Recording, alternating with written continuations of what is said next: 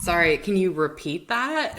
Let's get this one over with. These two movies. Oof. Oof. France. Let me tell you something about France. Yeah, tell me about France, Brett. They don't know how to make a good horror movie. They don't know how to make a good rom-com movie. Oh, wow. So, I mean, I know that when it comes to Europeans, you are firmly pro-Italian. I love the Italian horror movies. So Yeah. this exposure to French cinema has not changed for you, the supremacy of Italians? No. Oh no. The Italians reign supreme. Yes. I could Meat not. lover supreme. Spicy pizza. I could not get into either one. Oh, wow. Either one of these movies. Either one of No, these yeah. movies. Oh my goodness. Well, before we get further into Brett's war against France, let's go ahead and start the show.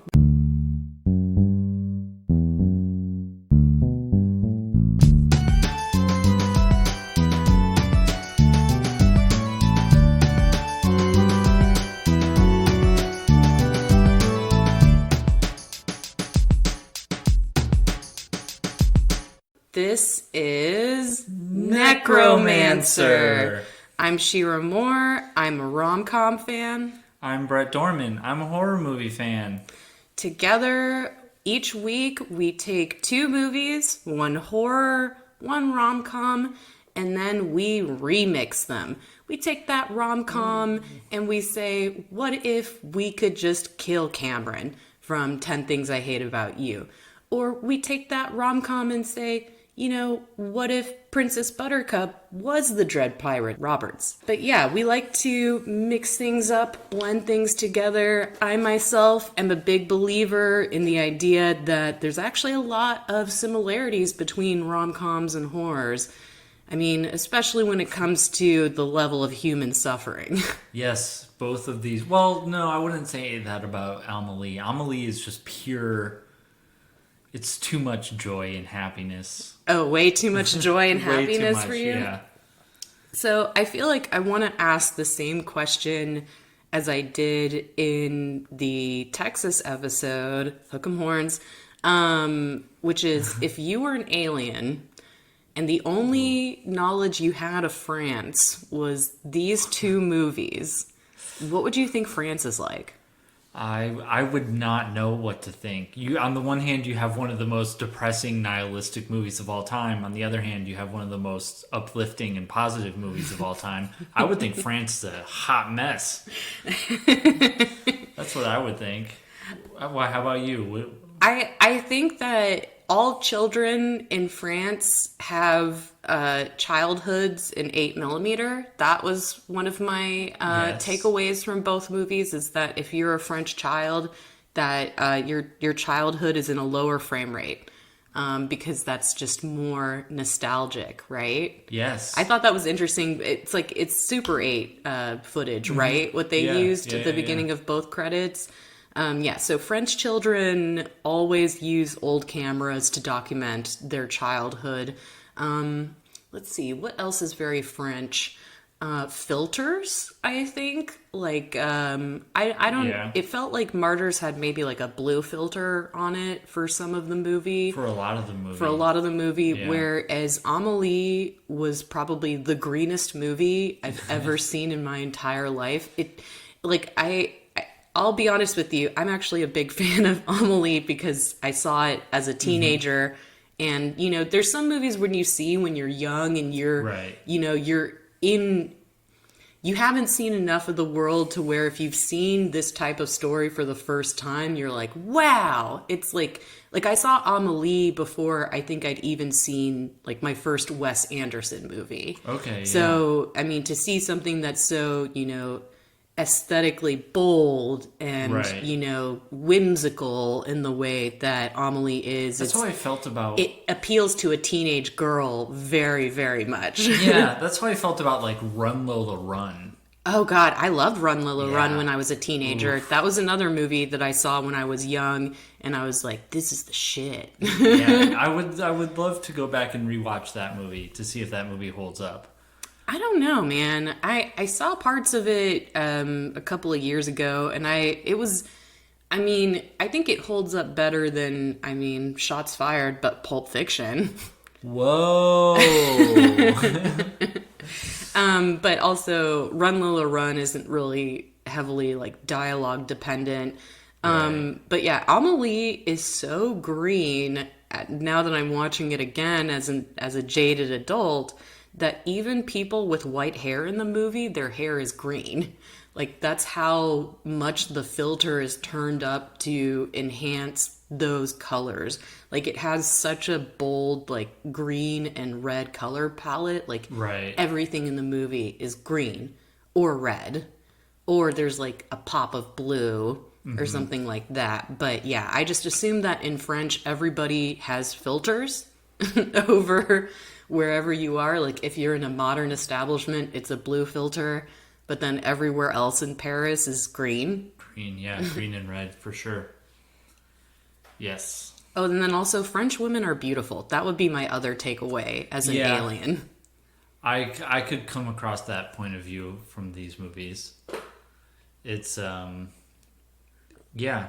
Like, I mean, Texans don't come away as very beautiful if you're the alien that watched just Texas Chainsaw Massacre and Miss Congeniality. Like, even though it's like a beauty pageant, Yeah. you know, like, that's true. Yeah, I think a lot of the women in these two movies were more beautiful than the movie about beauty pageants. this is true. Yes. Yeah. France does have that going for it. It does, but it is also a weird place. I think that they're very caught up with philosophy in a way that Americans just casually are not interested in philosophy or understanding the meaning behind a certain thing. Like in Martyrs, it's martyrdom. And then in Amelie, there's like these little whimsical life mysteries where it's like, who is the man in the photo booth? He's a ghost and he only develops after the picture because he's trying to find his identity. Like, they're like concerned Right. with philosophical pursuits in a way that I just don't think is in the American consciousness. You in the didn't same get way. that from from Leatherface Oh, thrusting his chainsaw well, towards Stretch. I would have thought that. Well, definitely there's some. I think that there's a French psychoanalyst, Jacques Lacan. I'm sure that there's some Lacanian analysis to be made of Leatherface's chainsaw thrusting, but I don't think that Leatherface has the identity struggle that these French people are having. He wears other people's faces. Yeah, but he doesn't really That's seem an bothered. identity struggle. I mean, he doesn't really seem like he's struggling. If I had to guess, I think Leatherface He's is having a constantly lot yelling. of He fun. can't really talk. He is having fun though. I mean, he Suffering is and like pain a and suffering raging doesn't have to id, be- I guess. Yeah.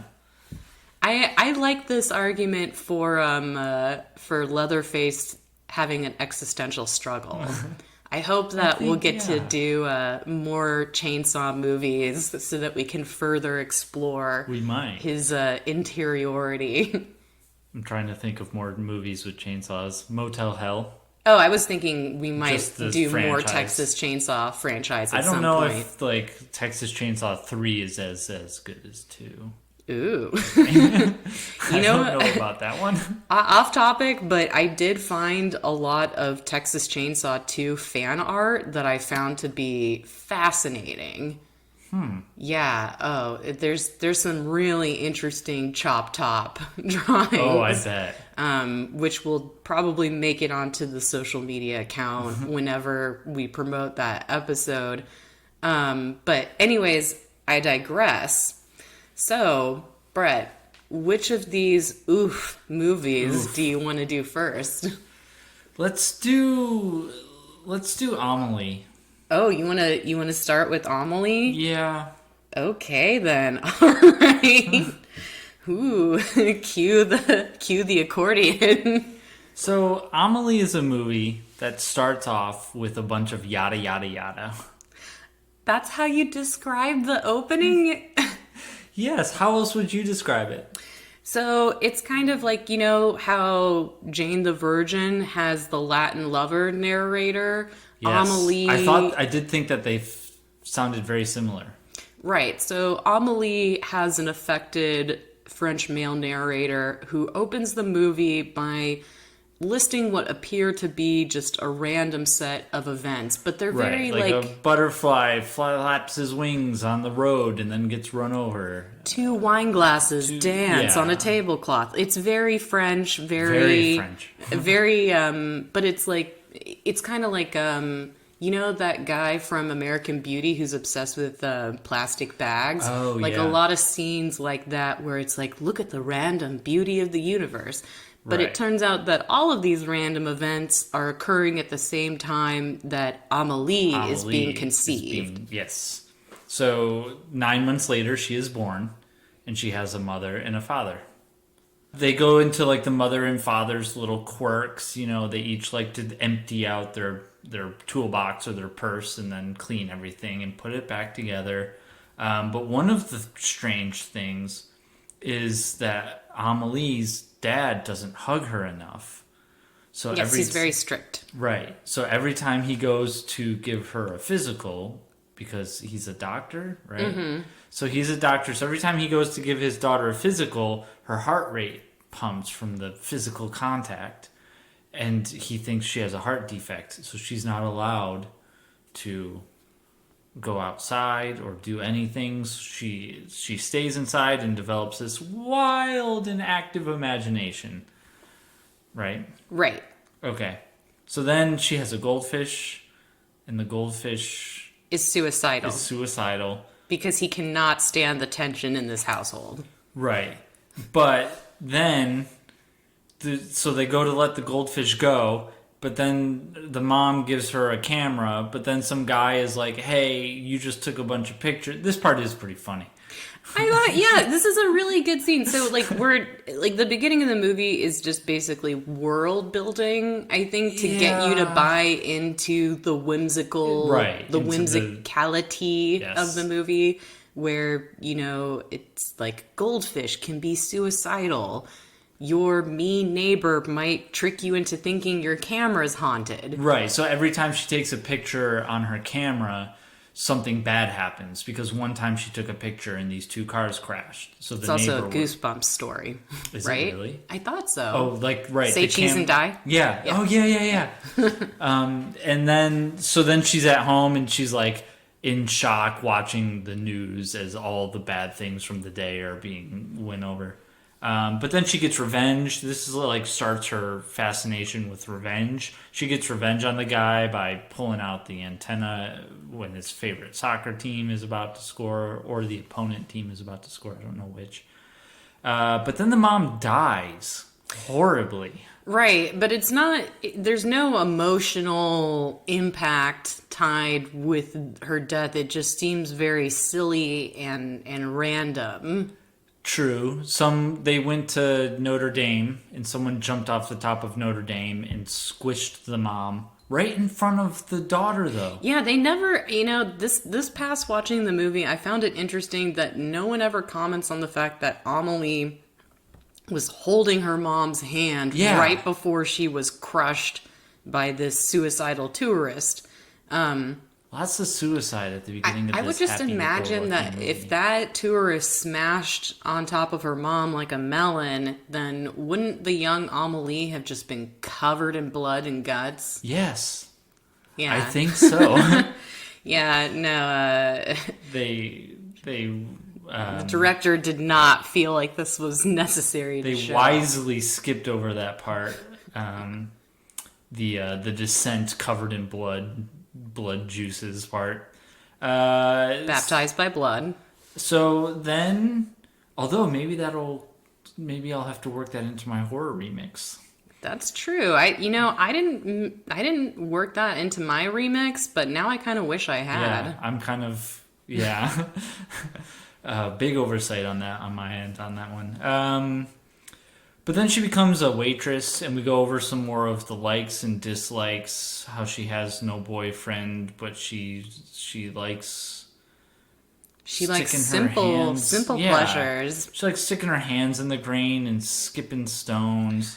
I feel like it's shot very like as far as like a cinema or cinematography, like those sequences are shot very beautifully. The whole movie is beautiful.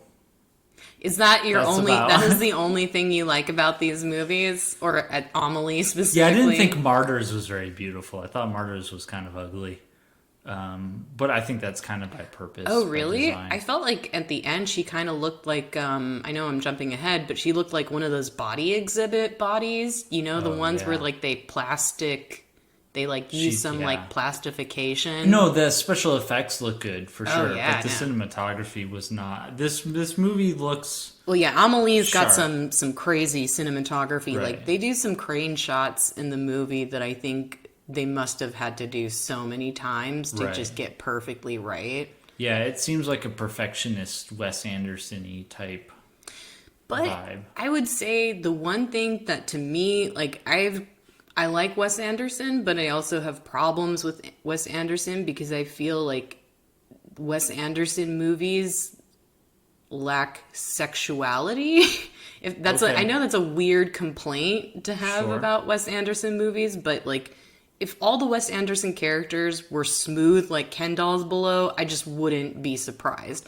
Whereas like Why is that Amelie, a problem? I mean, it's not I feel necessarily. like Amelie's kind of the same. No, not at all. No, there's a lot more sex in Amelie. Several, like multiple people have orgasms. There's like a POV shot of Yeah, but like- it's in this fantastical world full of make-believe but people. people still fuck. Like Yeah.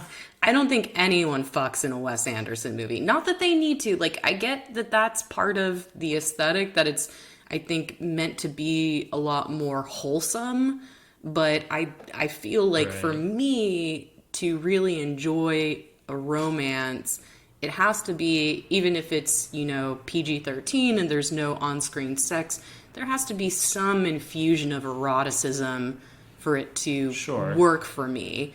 And Amelie, although it's very light-handed with that, and, you know, kind of similar to like Sleepless in Seattle, the two principals don't even meet until like the third act of the movie, it's still infused with more sexuality, Sure. I'd say, than like a Wes Anderson movie. But yeah, so Amelie working at the two windmills. We got boy. a cast of characters there. Yes, a whole bunch of people there, but then she finds a box in the bathroom. Yeah, I find it So- interesting that both French movies have things hidden inside the house or the walls. Yes, that's true. For Amelie, it's a little box of trinkets and photographs from some boy from like the 1950s or 60s. And she takes it upon herself to find the owner of this box. Right. And deliver Dominic it to Preto-tu. Preto-tu. So she goes to the landlady, and she meets the landlady. This sets up this is a very problematic one. The landlady. I do have a problem with the Yeah. landlady. We'll get into that, but yeah, so we meet sure. landlady. We meet the landlady, then we meet the grocer, and then we meet the grocer, and we meet Lucien, the sort of one-armed man who's... Lucien has one arm? Yeah, well, he has two arms, but only one of them is functional. Oh, I didn't know that Lucien had a gimp arm. I Yeah. thought that he just wasn't very smart. No, he's only got one. I don't think it ever comes up in the thing, but one of his arms it doesn't work. Oh, I loved Lucien. Did you not like Lucien? No, Lucien was very likable. He was a very likable guy. But then, so then we meet the grocer's parents, and then we get into the Bret and Shira's. She finds a bunch of the wrong ones, but then, surprise, she finds the right one, and she gives him the box. Ooh, but wait, before this we meet Dufayel, the glass man. What did you think about the sequence going into Dufayel's apartment? I thought that was a really well shot sequence. My attention span just glossed right over on that one. I didn't care for that character or for. Oh, it's not that I hated him, but I don't know. I just didn't care for him. He was fine. okay. He painted Renoir. But so yeah, she gets the right address for him, and then she sets up this little trap. This little phone booth trap. Not the first time she'll use the phone booth, not the last. Or the first time she uses it, but not the last. Yeah, this is part of her signatures that she develops. The phone booth. So the guy goes to the phone booth, sees the thing. He gets so overwhelmed. He has to go get a drink, where Amelie is, of course, getting a drink. And he's like, oh my God, I just found this box from my childhood. I have a daughter. My daughter has a kid. I got to go reconnect with my grandson. And she's like, ooh, she gets all tickly and she drinks her drink and she leaves. I don't know. I found two parts of that scene, at least for me, highly relatable. Number one is when Amelie drinks too fast and then chokes on her drink, which is something that happens to me all the time. And another part, which I feel like is super underrated. I don't know why I care about this, but they describe what Dominic Preto likes, and one of the things he likes is carving chickens and eating the oyster. And I know oyster sounds bad because it sounds like oyster, but it's this part of the chicken thigh. It's like a part of the... You don't like dark meat? No, it's fine. But it really is, I'm kind of in agreement. It is, if you like dark meat, it is literally the best part of any chicken that you will ever eat. And it's just like this little perfectly shaped piece of meat inside the chicken that's always tender. So, yeah, I'm totally in agreement that chicken oysters are the best thing ever. Chicken oysters where it's at. Chicken oysters is definitely where it's at. There's not even that many places that will do them, and it's a damn shame. So then she helps a blind man. I thought that you didn't like that scene. It had you didn't nothing like to do with scene? the movie. It was dumb, and I was bored. You didn't like when the old man had like an inner light shine inside him because he was so happy? It felt weird and out of place that like they use special effects just a few times in the movie. Yeah, they use it in really funny ways. Yeah. You don't like the way that they use the special effects? I like it. Not particularly. Like when they show their heart, that seems like a very like Jane the Virgin move. Right. I really like the part later in the movie where she turns to water. Yeah. You still not about it? Oh, Couldn't man. get into it. I know, this whole movie. So then she goes home and she watches this home movie, which is like her obituary. Yeah, she's like imagining herself. Yeah, she's watching this movie that's like black and white, and it's all about how she didn't live. She's gonna die alone. Yep, that's sad. But then she goes to her dad's house and steals a gnome. Yeah, because her mom hated that gnome, and then her dad's not leaving his house. He's becoming a recluse. That's true. So, then we go and... Oh boy, so we're like 40 minutes into the movie, maybe even 50 minutes into the movie. And this is where we first meet Nico. Isn't it Nino? Nino, I mean, yes. So, yeah, So she meets Nino at the train station. Nino's this guy who's, like, trying to get under a bunch of the stuff. He's trying to find these He seems photos. like a bum at first. Yeah. And I'm still not convinced that he isn't a bum. He has a job at the Porno Palace. So then we go and the Funhouse. We meet... this is where we kind of get the Joseph and Georgette. These are two of the people who are at the restaurant. right? So Joseph is this guy who's following. What's her name? Do you remember or no? Oh God, I can't remember the other waitress's not name. Kayla, It's like Julie or yeah. something. So he's this guy who just kind of hangs out at her job all day, and he's a total scumbag. Talks into a tape recorder.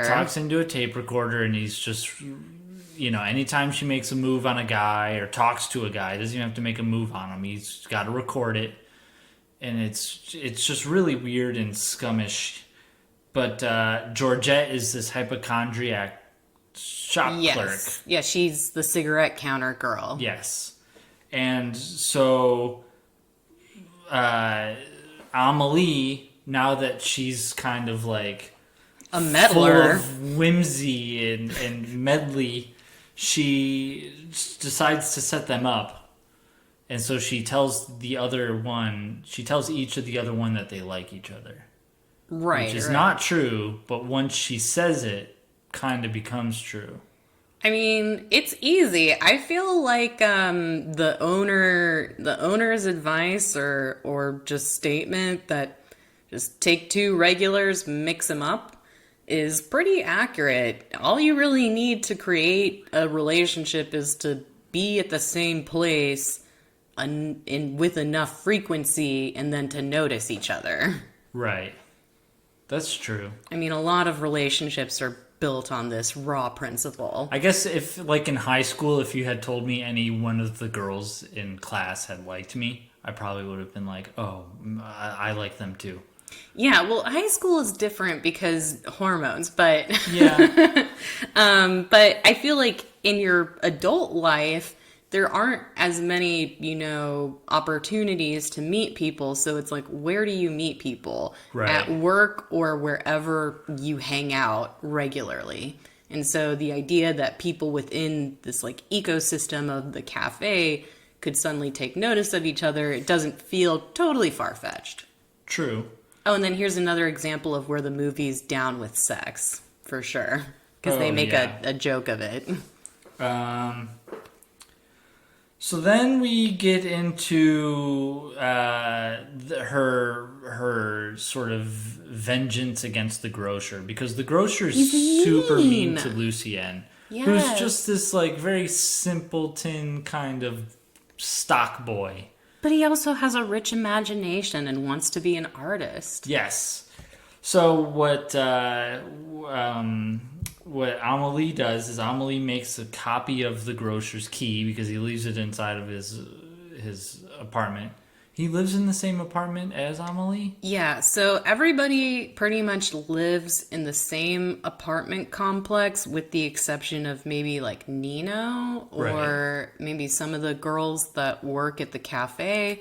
But pretty much everyone that Amelie interacts with is within her neighborhood, basically. Right. So, yeah, the glass man, the landlady, the grocer. Right. So she sneaks into the house and she starts switching things up. Yeah. Big time. Home Alone style. Oh, yeah. Then we get some more of the gnome stuff. Then we get some more of the switching things up. Yeah, it's like pre-Travelocity gnome, right? Yes. But yeah, so she starts fucking around with Colignon stuff. Then we get to there's more matchmaking stuff between Georgette and Joseph, and then they go into Joseph goes into the bathroom because he's got to go to the bathroom, and then Amelie's like, "Ooh, I'm gonna spill coffee on her," so she goes and she spills a coffee or a tea on her, and then Georgette gets super mad. She literally goes something like, "You scalded me." Yeah. Which I just find impossible. Well, but maybe it's McDonald's hot. Maybe. So then the two bump into each other in the bathroom, Georgette and Joseph, and they start fucking. Yeah, they go at it so hard that they're like making Jurassic Park tremors. Throughout the entire restaurant. Like, you thought T-Rex stomping along was gonna cause the water to vibrate. Well, these two fucking is on a different level. Like, the physics, the movie physics is pretty amazing. Yes. How much force do you think was behind that fucking? Do you need like a metric ton average number? I'll leave it to the engineers to decide. So then we go to the porn place, and Nino's not there, but she meets him at the fun house? The fun house, yes. So she goes on this like scary ride, and she knows that Nino's there, but Nino doesn't know who she is. So he's like, ooh. But it's like a sexy ooh. Yeah, but I thought that scene could have been a lot sexier. I don't know. It definitely could have been sexier, but I have to wonder, have you ever worked in like a scare house or anything like that? I haven't worked in one, no. But you've gone through them. One, yeah. So I just have to wonder, like, having been through a few of like places like that, or honestly, I mean, let's be real, French people, our version of this is way scarier. Yeah. Like we pretty much like killed haunted houses. Like, right. I'm sorry, we're but great at that. Amelie's haunted house is nothing. No, we're crushing it over here in the US of A. But I just have to wonder, like, if you're the guy who works in a haunted house to scare people and you go to scare this woman and she's like, ooh, and she reacts like it's like a seduction, what does that make you think as like an employee of the haunted house? It's a good question. Yeah, like he's going to scare her, and she's just closing her eyes. Really turned on by it. Oh yeah, I did think it was weird that he touched her. I think that she was turned on by it. See, that's where like the movie kind of falls apart in terms of she's just kind of sitting there letting it happen, and I couldn't tell if she was into it or if she was just like putting up with it. Oh no, she was totally into it because she's already gone through his scrapbook at this point, right, and kind of like fallen in love. But is she into him or is she into the secret where it's like, I know that it's him, but he doesn't know that it's me, even though she doesn't know who him is. I think that it's definitely both. But she's already obsessed with him, and like, mind you, prior to this, his coworkers telling her about how before he collected the photos, the discarded photos from the photo booth, he took pictures of people's footprints in wet cement, he recorded a funny laugh when he heard it. Like, he's as whimsical as she is, and she is down with it. Like, she saw that Tinder profile and she swiped right. So then, oh man, this part is what really gets me, is the whole follow the blue arrows part, where she sets up this huge elaborate. But he likes it. Yeah. You would be infuriated if a whimsical woman did this to you. If someone did this to me, I would have just said goodbye. No cat and mouse game here. Just a cat taking a nap and a mouse mousing around. So she goes to the park, and he goes to the park to meet her because that's where she said she would meet him. And the phone starts ringing, and this lady's like, "Hey, you, the phone's for you." And he's like, "Huh?" Answers the phone, and then he goes, and she's like, "Follow the blue lines, click." Or follow the blue arrows, click. And he looks down, and there's all these blue arrows. So he runs around following the blue arrows. Then he takes a look into the binoculars because, he had to bring money with him. So he... 5 francs, though. 5 francs, that's a lot. Is that really? I think so. 5 francs. I mean, it looked like he just put a coin into the machine. Well, yeah, because they use coins over there. There's so much more... There's so much more evolved when it comes to money, though. But why would I... Wait, so it's like a $5 coin. It's like a $5 coin? French people need to weigh in because I can't... this viewfinder is $5? How? Yeah. It's a tourist trap. That's a good movie that we could watch one day. Tourist Trap. Okay. So then... he looks through and she's like way back at his bike, and she puts the thing in she puts the photo album inside his bike and like scurries off. And he runs after her because he's down. He's into it. But then why do we have the rest of this movie? Why can't they just meet then and there? She's shy, okay? Ugh. She's a shy girl who grew up with no friends. We already got the obituary thing. That's, she already knows the lesson is I can't be shy. So now she's gonna be shy. But it's a journey, she has to make some mistakes before she can correct herself. No mistakes. And if she doesn't continue to be shy, then she doesn't get that wonderful monologue from Dufayel about how she's not made of glass. Right. They could have just moved. I feel like this whole movie could be 10 minutes long. Oh, really? Yes. I feel like the frenetic pace at which this movie goes and the ground at which they cover is highly disproportionate. And I feel like this movie could be 10 minutes long at the pace at which it goes. Man, you're making me wish that I had chosen French Kiss, but what's French Kiss? There's still time for me to have us do that movie. French Kiss is not a French movie, but it takes place in France, and it has Kevin Kline and Meg Ryan in it. That actually does sound they pretty. are lovely. But yeah, I will have to do that episode for a different theme. But yeah, it was. I picked Amelie because I wanted to pick a movie that was in French that was a rom-com. But yeah, I had no idea that you were going to react to it like this. I had seen it before too, and I didn't like it. That's so funny. But I thought, I'll try it again.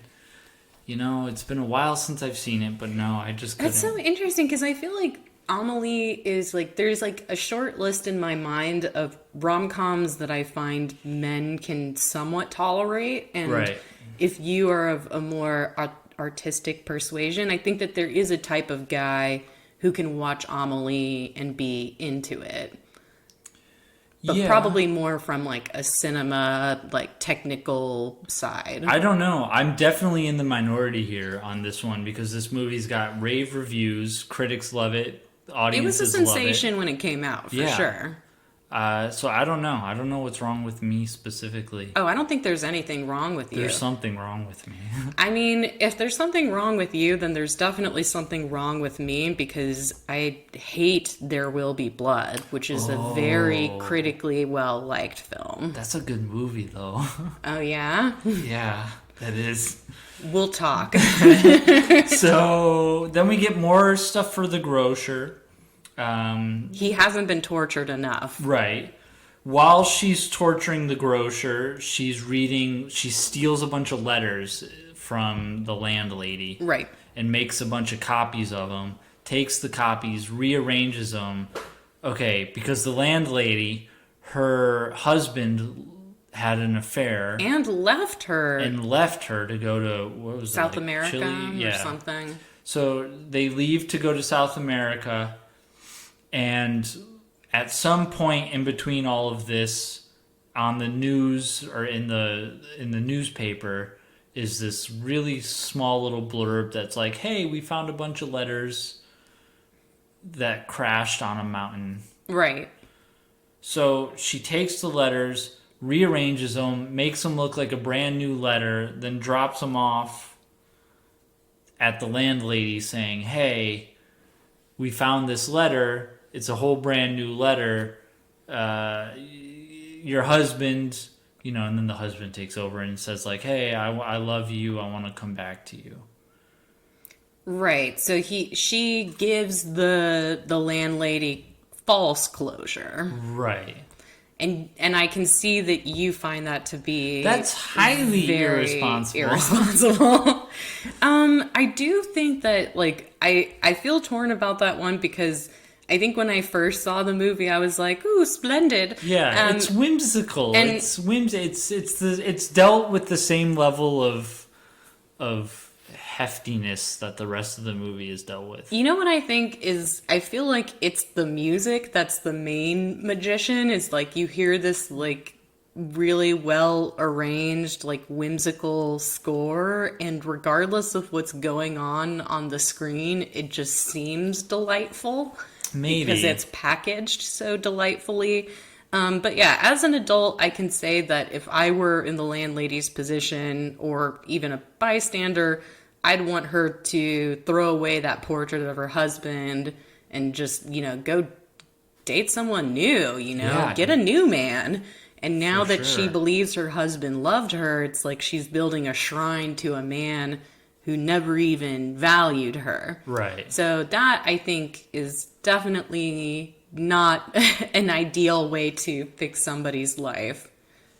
She could have gotten with Joseph, the crazy stalker guy. Yeah. But I guess she doesn't hang out over at the cafe enough for that to happen. No, because, then we get some, this was really weird, too. We get, Lucien and Mr. Glass painting, and then Lucien keeps talking, and Mr. Glass gets upset. That's right. He keeps talking about Lady Diana. Yeah. Why did he get so upset?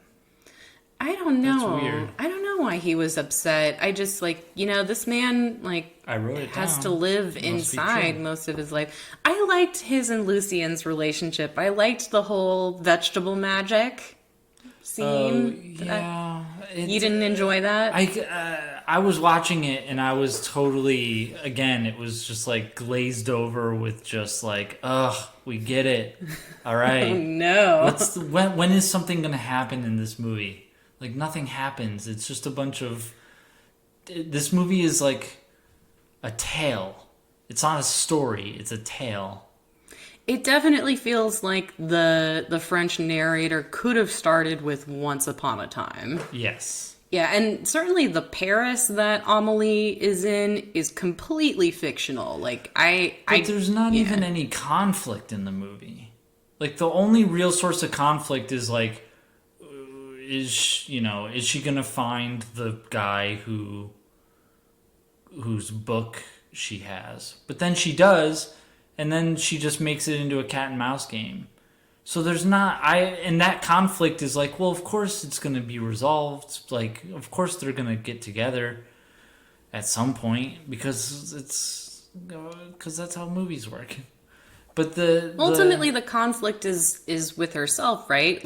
This is one of those stories where a character has been living in a particular mode for a long time. They're paralyzed. She's the protagonist and the antagonist. Well, in a way, because she ultimately, she makes a decision to change, right? And she starts to change, and then she, hits a roadblock in the form of having to, to actually be not shy, to have this love in her life.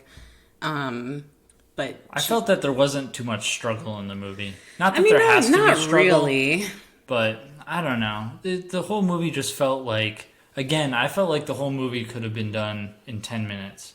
So if you've seen this movie and you've made it this far, and you know what I'm talking about. I'm sure a lot of male watchers do. I don't know. People really like this movie, though. Everyone that I know, I don't think I've met a single person who didn't like this movie. Well, yeah. I mean, I've definitely met I'm not people. talking to normal people, though. I guess I'm talking true. to a lot of film people. I mean, yeah, film people like this movie. I definitely feel like regular Joes, maybe not so much. It's kind of like how I imagine people who had never gone to Cirque du Soleil and were told that it was just a circus, and then they arrive and it's Cirque du Soleil where they're like, what is this? Yeah, but I think so, but I do, yeah. When I first saw this movie, I feel like it's okay now, but when I first saw this movie, it was like, wow. Whoa. And, yeah, I could. Yeah. The initial, I very much related to the shyness of Amelie too, because I mean, when you're a could see teenager, that, yeah.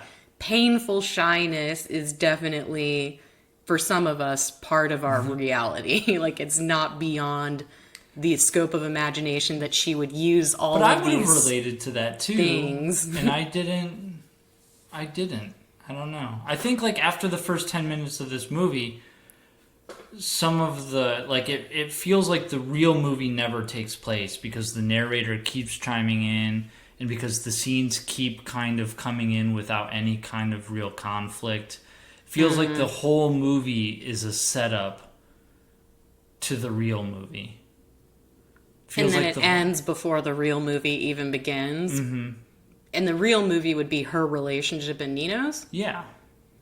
Yeah, I can't imagine that they'd have a perfect relationship because they're Right. so quirky. They're too quirky. They're way too quirky. Like, I feel like they're gonna go broke. If he works at the porno palace and she's a waitress, like, they're barely scraping by. But they seem to be doing just fine on their own. Yes, no, So then if they're they fed on combine imagination. So Amelie goes and makes a Zorro picture of herself and is like, "Do you want to meet me?" And then Nino comes to the bar and he meets her and he even says like, "This is you," and she's like, "No, it's not." Well, she freaks out. Right. But I also, okay, again, I know that this movie didn't touch you in any meaningful way, but one of the scenes from the movie that I've never stopped thinking about is that scene where he sees her and she's writing on the glass behind him, and she's writing backwards in perfect cursive. I noticed that this time too. It's just like, I don't know why I'm obsessed with that particular scene, but it's just it's kind of like the food fight scene in Hook. It has no significance whatsoever, but I still think about it all the time. Right. Maybe it's just aesthetically pleasing. It's very oppressive, especially in cursive. I can write backwards pretty well in regular type. But not in cursive. Cursive's tough. So then she finally meets up with Mr. Glass in the final sense of like, you gotta get your life together, girl. Come on, man. What are you doing? But then this is also where they discover that one of the ghosts from the pictures of the of Nino's book is actually the repairman. Oh, she discovers the secret of the ghost. Which to me was, I just kept thinking that Nino was the ghost. Oh, the man in the picture? Not the man in the picture, but the man in the picture I never really gave. I mean, because I was like taking notes at the same time that I was writing the movie. Right. And it moves fast. Mm-hmm. So, but even the first time I watched the movie, I got that sense of like, the repairman, it's like a payoff to something that's never really built up. I guess so. I mean, I was really curious about the mystery. I don't know. I don't know. His photo is in the thing a bunch, right? Mm-hmm. So, yeah, I don't know. It was just like this It was like this mystery that's in the movie, but it's not really, because there's so many mysteries. And so much of them, there's so many little medley, like meddlings and whatnots. It is a medley of meddlings. Yes, that this one just, I don't know. It's a neat idea, but something about the setup and payoff just didn't get to me. And then we get to Georgette and Joseph, and they break up. Right. Which, of course. I don't know. Yeah, Amelie has definitely been irresponsible in a good portion of her meddling. There's never any suffering for that. She has to suffer. She needs to be martyred. Oh, whoa. maybe that's a little too much. I think that Amelie is potentially a good candidate for martyrdom. She doesn't seem like a victim to me. Then we get this line that I liked. That was, women need air. If you give them air, they blow you off. I thought that was pretty cool from the author guy. Oh, right. Yeah, I liked the author, and I liked what she does for him by spray painting his words. That was crediting him. That was very nice. The whole movie is nice. Oh, so nice. So nice. It's what very a nice movie. well, yeah, pleasant and delightful is like Right. definitely the vibe of the movie. So then we get to the end of the movie, which is her making a cake, and then dude shows up at her door Yeah, Nino comes over. and is like, hey, knock, knock, knock. She doesn't answer because she's too scared. And then she's like, hey, he writes to a little note that says, I'll be back, which I just watched Terminator. So Oh, yeah. Hell's yeah, I'll be back. He's going to get the car. So he leaves, and then she goes, and she gets that sudden motivation to be like, I can't be a coward my whole life. I'm not made of glass. All that stuff. She has to run to him, just like you always got to run to your lover in a movie like that. Oh, yeah. No, it's a rom-com trope staple. But then she goes to run to him, and he's waiting right outside the door. So he steps inside. They don't say a word, right? They just start kissing each other all over the face and neck. It is a very strange seduction, which, again, as a teenager, like, you're kind of looking for cues from anything you watch to find out, like, what are relationships like? Right. And I was like, this can't be what it's like. Right. Right.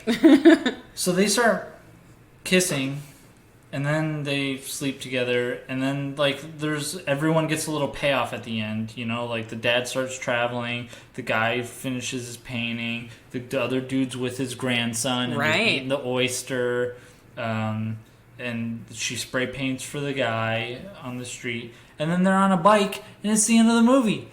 Right. No, they're happy and they're in love. What? That's basically I mean, I do find it kind That's of the beginning frustrating. of the movie. In most ways, I agree with you. It's one of the things that frustrates me about a lot of rom-coms is that it's like, and cap. We have our principles together. Everything's happy. Goodbye. The first time they meet is the end of the movie. Right. Which is also, I mean... It's a bold move. It's a super bold move, and I think that it's rare in rom-coms for a reason, but this movie does it, and I think, at least to me, I think they do it pretty successfully as far as building up why these two characters are going to, get on like a house on fire. And then Sleepless in Seattle is another famous rom-com that does that, where Right. Meg Ryan and Tom Hanks don't actually meet until they meet at the Empire State Building at the end of the movie. But, it's, again, for a reason, it's not commonly used. But for this movie, I feel like it works for the most part. Brett's guess. hell no. All right. Guess. I feel like the American version of this movie would be... There is no American version of this movie because we're not whimsical in that way. I feel like the American version of this movie is that she meets up with dude, Nino, and he turns out to be a scumbag because he works at a porno theater.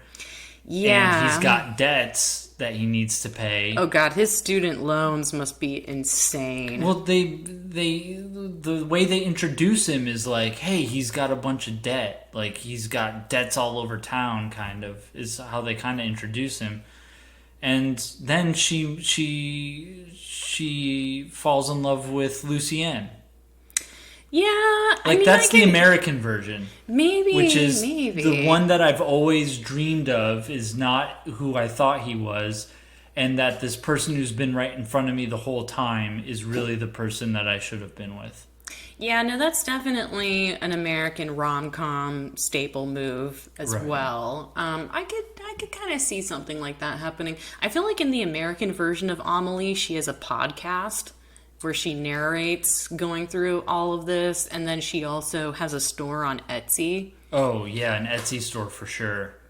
I definitely could see if Amelie 2019 Americanized, she's an influencer for sure. Or, if you want to get into your horror remix, Amelie 2019, Psycho Crazy Killer. Psycho Crazy Killer. Well, speaking of, let's get into it. So, Which pitch do you want to hear first? Go for it. Okay, I'm gonna go for it. I decided to rename my horror version of Amelie Windmills. Now, in my breakdown of this movie, I don't get into it, but one of the things they reference in Amelie is Don Quixote. And from this book, Don Quixote comes this expression, fighting windmills. And the idea is that we kind of sometimes get wrapped around delusional causes where, like in Don Quixote, he thinks he's fighting giants, but really he's just slashing a sword at these giant windmills. So it's basically like a metaphor for being crazy. So Act 1, same deal. We've got Amelie. She's reclusive. She lives in Montmartre. She discovers a hidden box in the wall of her bathroom, and it changes her life. But instead of relics of childhood, inside of this box is evidence of a murder that occurred in her apartment. Whoa. So Amelie decides to find the owner of the box. She finds him, and then just like rom-com Amelie, she lures him to a phone booth where she leaves the box. Dominic Predotu, he panics at the sight of it because now he knows someone knows what he did, and then he rushes out into the street and is hit head-on by a bus. Crazy. Now, Amelie, who's watching from the sidewalk, is splattered with blood. So, although I missed the opportunity to have her covered in blood by her mom, I did write it in, actually. Very nice. But this experience thrills her, and she decides she wants to start killing people she perceives as being immoral or worse, ugly. Oh, no. Because you know these She's French, dextering. they hate ugliness and Right. things that are inartistic. So as she stalks her next victims, the mean grocer Collignon and Joseph, her co-worker stalker, because these two are prime these guys candidates gotta for go. killing. They gotta go. She runs into Nino, who hangs out at the subway photo booth. And then, similarly to the first movie, she follows Nino, he drops the bag, and then the scrapbook is filled with murders done by Nino. And Amelie realizes that he is also a killer. So that's the first act. Whoa, this is like I Saw the Devil. Yeah, except they're both killers. Right. Yeah. And so now Nino's trying to find her because she knows who he is, and Amelie is obsessed with him because she's like, oh man, this guy is super cool. Yeah. And so similarly, she goes to the fun house, lets him caress her and stuff. And then she taunts him by leaving one of the murder picks to the handle of his bike, arranges for them to meet. Except unlike Amelie, the rom-com, where they don't actually get together until the third act, I think that they should get together in the second act. So they do, like and a they real movie. in Brett's opinion, like a real movie. But yeah, so they get together and like it's natural born killer style. Yeah, They hells are yeah. loving it. Like they have that thrill to kill. And then they start killing people together, having tons of fun.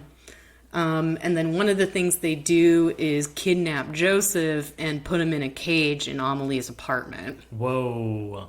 And then Kidnapping. kidnapping, hostages. It's a staple. And then in a climactic scene, they torture Collignon, the grocer, inside the spooky funhouse and scare him to death. Okay. I felt like the fair is like a great like scenery or great setting for killing people. Yes. Great place to kill. So things do take a turn for the worse when they go back to the apartment and Joseph has escaped.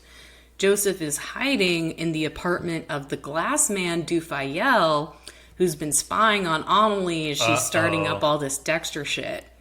And then the glass man calls the police.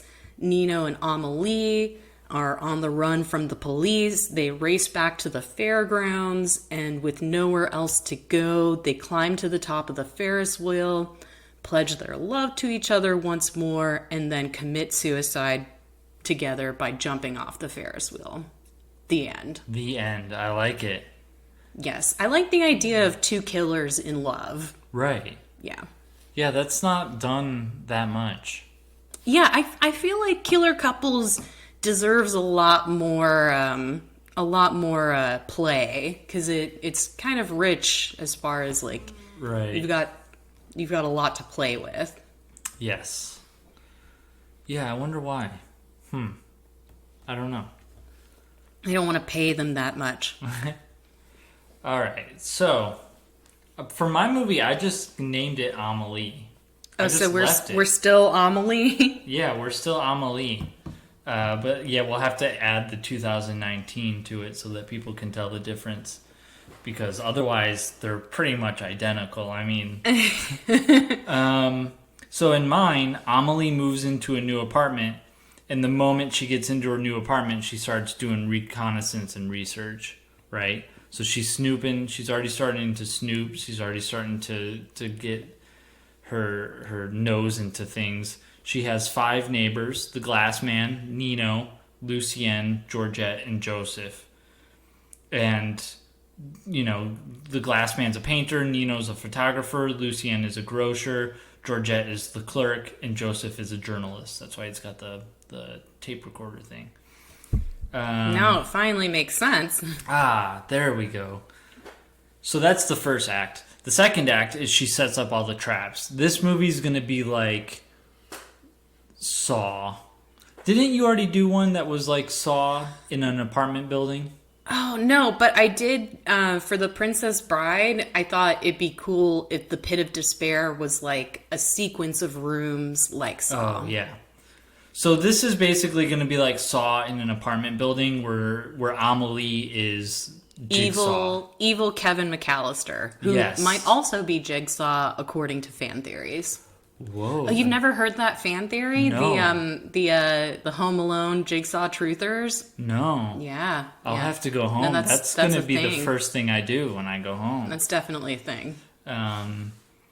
So, are there a lot of videos on this? I think that there's at least one. Just one? As There's long as I just- can find one, then Yeah, I will be just set. one. I'll be set But yeah, for life on Kevin one video. McAllister from Home Alone is Jigsaw.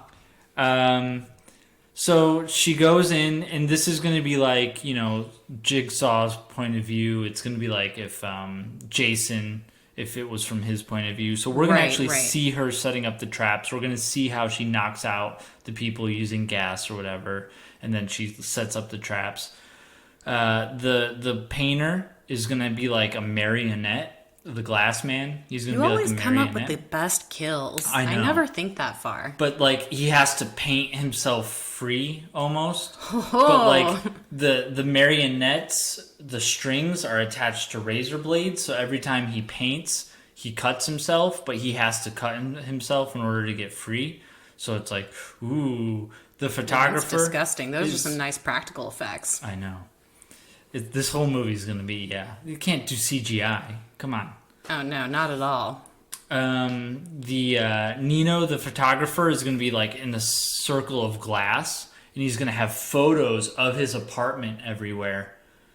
But one thing is going to be missing or something, and he has to look at the photos and try to decide what's missing. And he's in a circle of glass, and the glass is glued down. It's like the Highlights magazine from hell. Yes. So he's got his camera, and he can look and zoom in at things, and the key to his shackles to get out are somewhere in his apartment, and he has to find them. But in order to get to the key, he's got to step over all the glass. So it's like, oh no! But he's got to find the key first. So yes, it's just like you highlights. a cold bitch. Georgette has got needles, so there's going to be like needles with Like hypodermic needles? Yep. Oh, yeah. Yeah. Syringes, correct. I had to think about that one for a second. And then there's going to be like wordplay on them, some kind of riddle, and a bunch of them are going to be full of diseases, but one of them is going to be full of like a vaccine. So she needs to. Oh shit, Georgia, you in trouble? Don't get me started. And then Joseph is going to be chained to his desk, and he's going to have a typewriter. And his typewriter keys are going to be full of like sharp needles, but not hypodermic needles, just like nails. So he's being stabbed every time Every he time types. he types, he's getting stabbed. And then Lucienne, I didn't come up with one, but that's because the order at which this goes is first the glass man dies. Second, Lucien escapes. He's got a trap door in his apartment that Amelie didn't know about because Lucien wants to be a magician.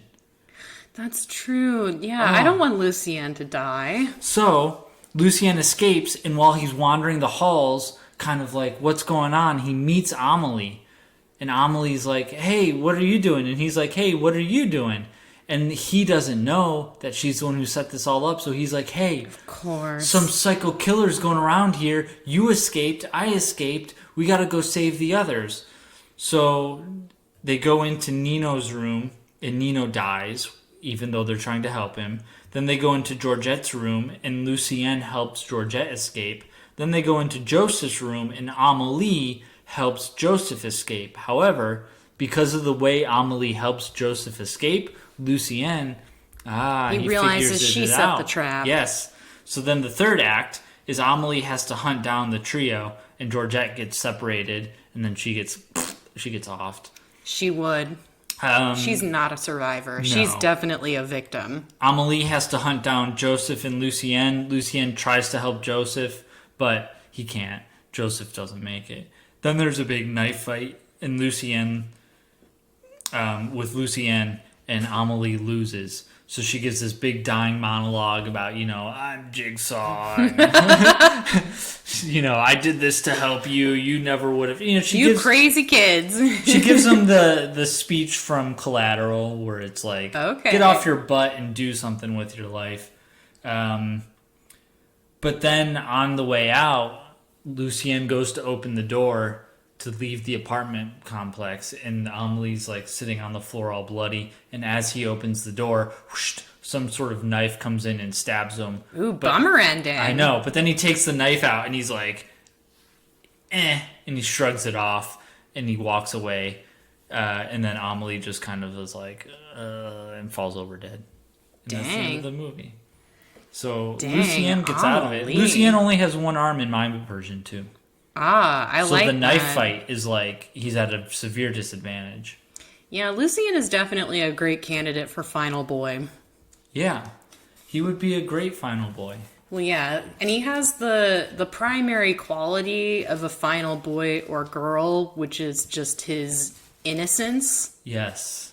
It's like, I feel like that's like the key is like any final boy or girl needs to have a core of innocence. Yeah, he's very innocent. Yes. I was just going to think of a different word for it, but then I bailed. Yeah. No, I was thinking too. So I guess that brings... Pure. He is pure, yes. Purity is also a key to the final boy-girl persona.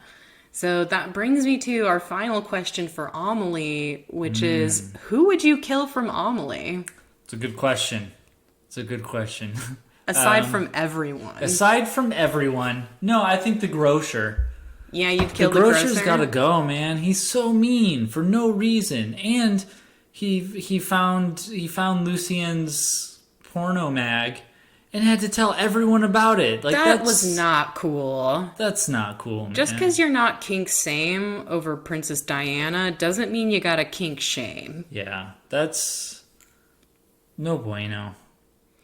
Yeah, no, Collignon definitely deserves to die, but I also kind of want to kill Joseph, too. Yeah, I was debating between those two. To give a real answer between the grocer and Joseph, I picked the grocer just because the grocer is mean to someone actively. Joseph just sits there and makes commentary. Joseph, yeah, he is a scumbag for sure. Oh, yeah. But I feel like those women also probably could have handled themselves and really kicked him out of there if they wanted him out of there.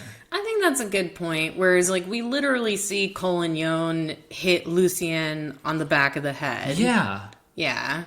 He definitely deserves to die more. Yeah, for sure. I'm surprised that you didn't want to kill Amelie. Well, I Well, thought about it. But I want to give a real answer for this. I don't want to just anytime I don't like a movie, it's like I want to kill the main character. I already wanted to kill the main character in The Women. I have a special question since the other movie we're doing is Martyrs. Who in Amelie do you think has the stuff to become a martyr? And for people not in the know, there are victims who are just, victims. They don't arise to any, deeper understanding. And then there are martyrs who take their punishment like a badass and then understand the secrets of the universe. Is that a good description of her distinction between martyrs and victims? Yeah. So I wish y'all could see Bret's face because I can just see how much Martyrs infuriated you. Maybe Nino? You think Nino has martyr stuff? I think that Amelie is kind of the perfect martyr. Except instead of her having the martyr look on her face, she'd have that silly little smile. Yeah. I feel like she may have already been lobotomized at the beginning of this movie. It's entirely possible that in addition to her made-up heart condition, there was a traumatic brain injury. Yeah, I'll have to go back and rewatch the movie. Traumatic head injuries, that should be an episode theme at some point too, because both rom-coms and horror movies love traumatic head injuries. Overboard. Yeah, Overboard is a traumatic head injury movie. I'm sure you can think of some horror ones. Nope, just the rom-coms. I mean, well, you mentioned I Saw the Devil. There's so much blunt force trauma in that movie. God, it's like, I don't understand why they're not having, more crazy head trauma. Right. But something to think about. You know what movie does have some good blunt force trauma? Right, which one? Martyrs. Oh yeah, there's definitely some head trauma in Martyrs. Let's get into it then. Yeah. Martyrs. So with Martyrs, we open with a young girl running. She's injured. She's bloody. It looks like she's running away from some abandoned factory buildings. The girl, Lucy, is placed in an orphanage where she meets her best friend, Anna. And similar to Amelie, we get the 8mm prologue where we get to see how they grew up in the orphanage and stuff. And the doctor's like, this is where they were keeping her, in this room. But we don't know anything. It's a total mystery who it was that hurt Lucy. Then 15 years later, family is having breakfast. They're just getting along, just doing normal family stuff. And then the dad opens the front door, and then a grown-up Lucy is there with a shotgun. She then shoots him in the chest, and then shoots the son, the daughter, and the mom, Gabrielle. Yep. What did you think of this opening sequence?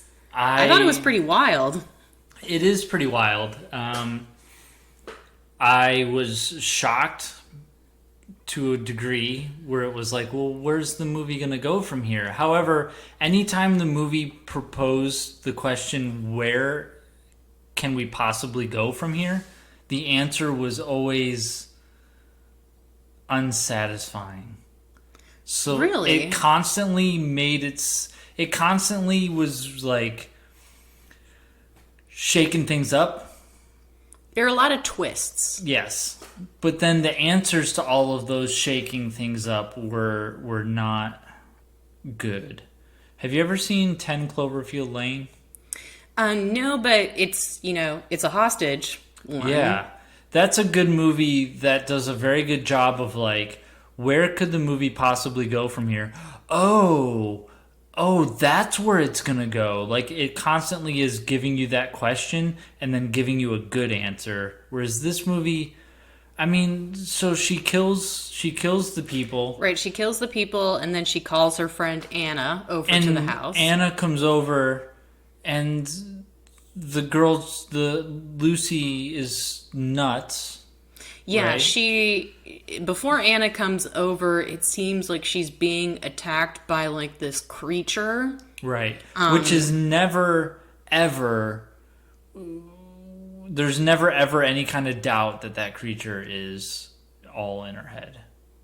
Right. I don't think that the movie hides that, which, Right. as you know, I don't like it was all a dream type of scenarios. Right. I do like that this movie doesn't hide the ball and is just like, yeah, she's crazy. Right. So it makes what she does to the family, I think, all the more unsettling because I think as the audience, we're meant to be kind of in Anna's place where it's like, this is the love of her life, essentially. Lucy is. Right. Like, she is in love with her. And then she comes to this scene and sees something horrible that Lucy has done. And I don't know. I feel like the actress does a good job of balancing both, like, the horror at the act of what Lucy's done and thinking that this family did not deserve to be murdered in cold blood. Sure. And then also being concerned about her friend and wanting to help her. But yeah, it was not satisfying to you. I don't know. I mean, the acting wasn't that bad in the movie. Did you watch the American remake? Oh, God, no. I watched the trailer for it, and automatically from the trailer, I was like, oof, this looks rough. I feel like the actress who played Lucy did a really great job. Yes.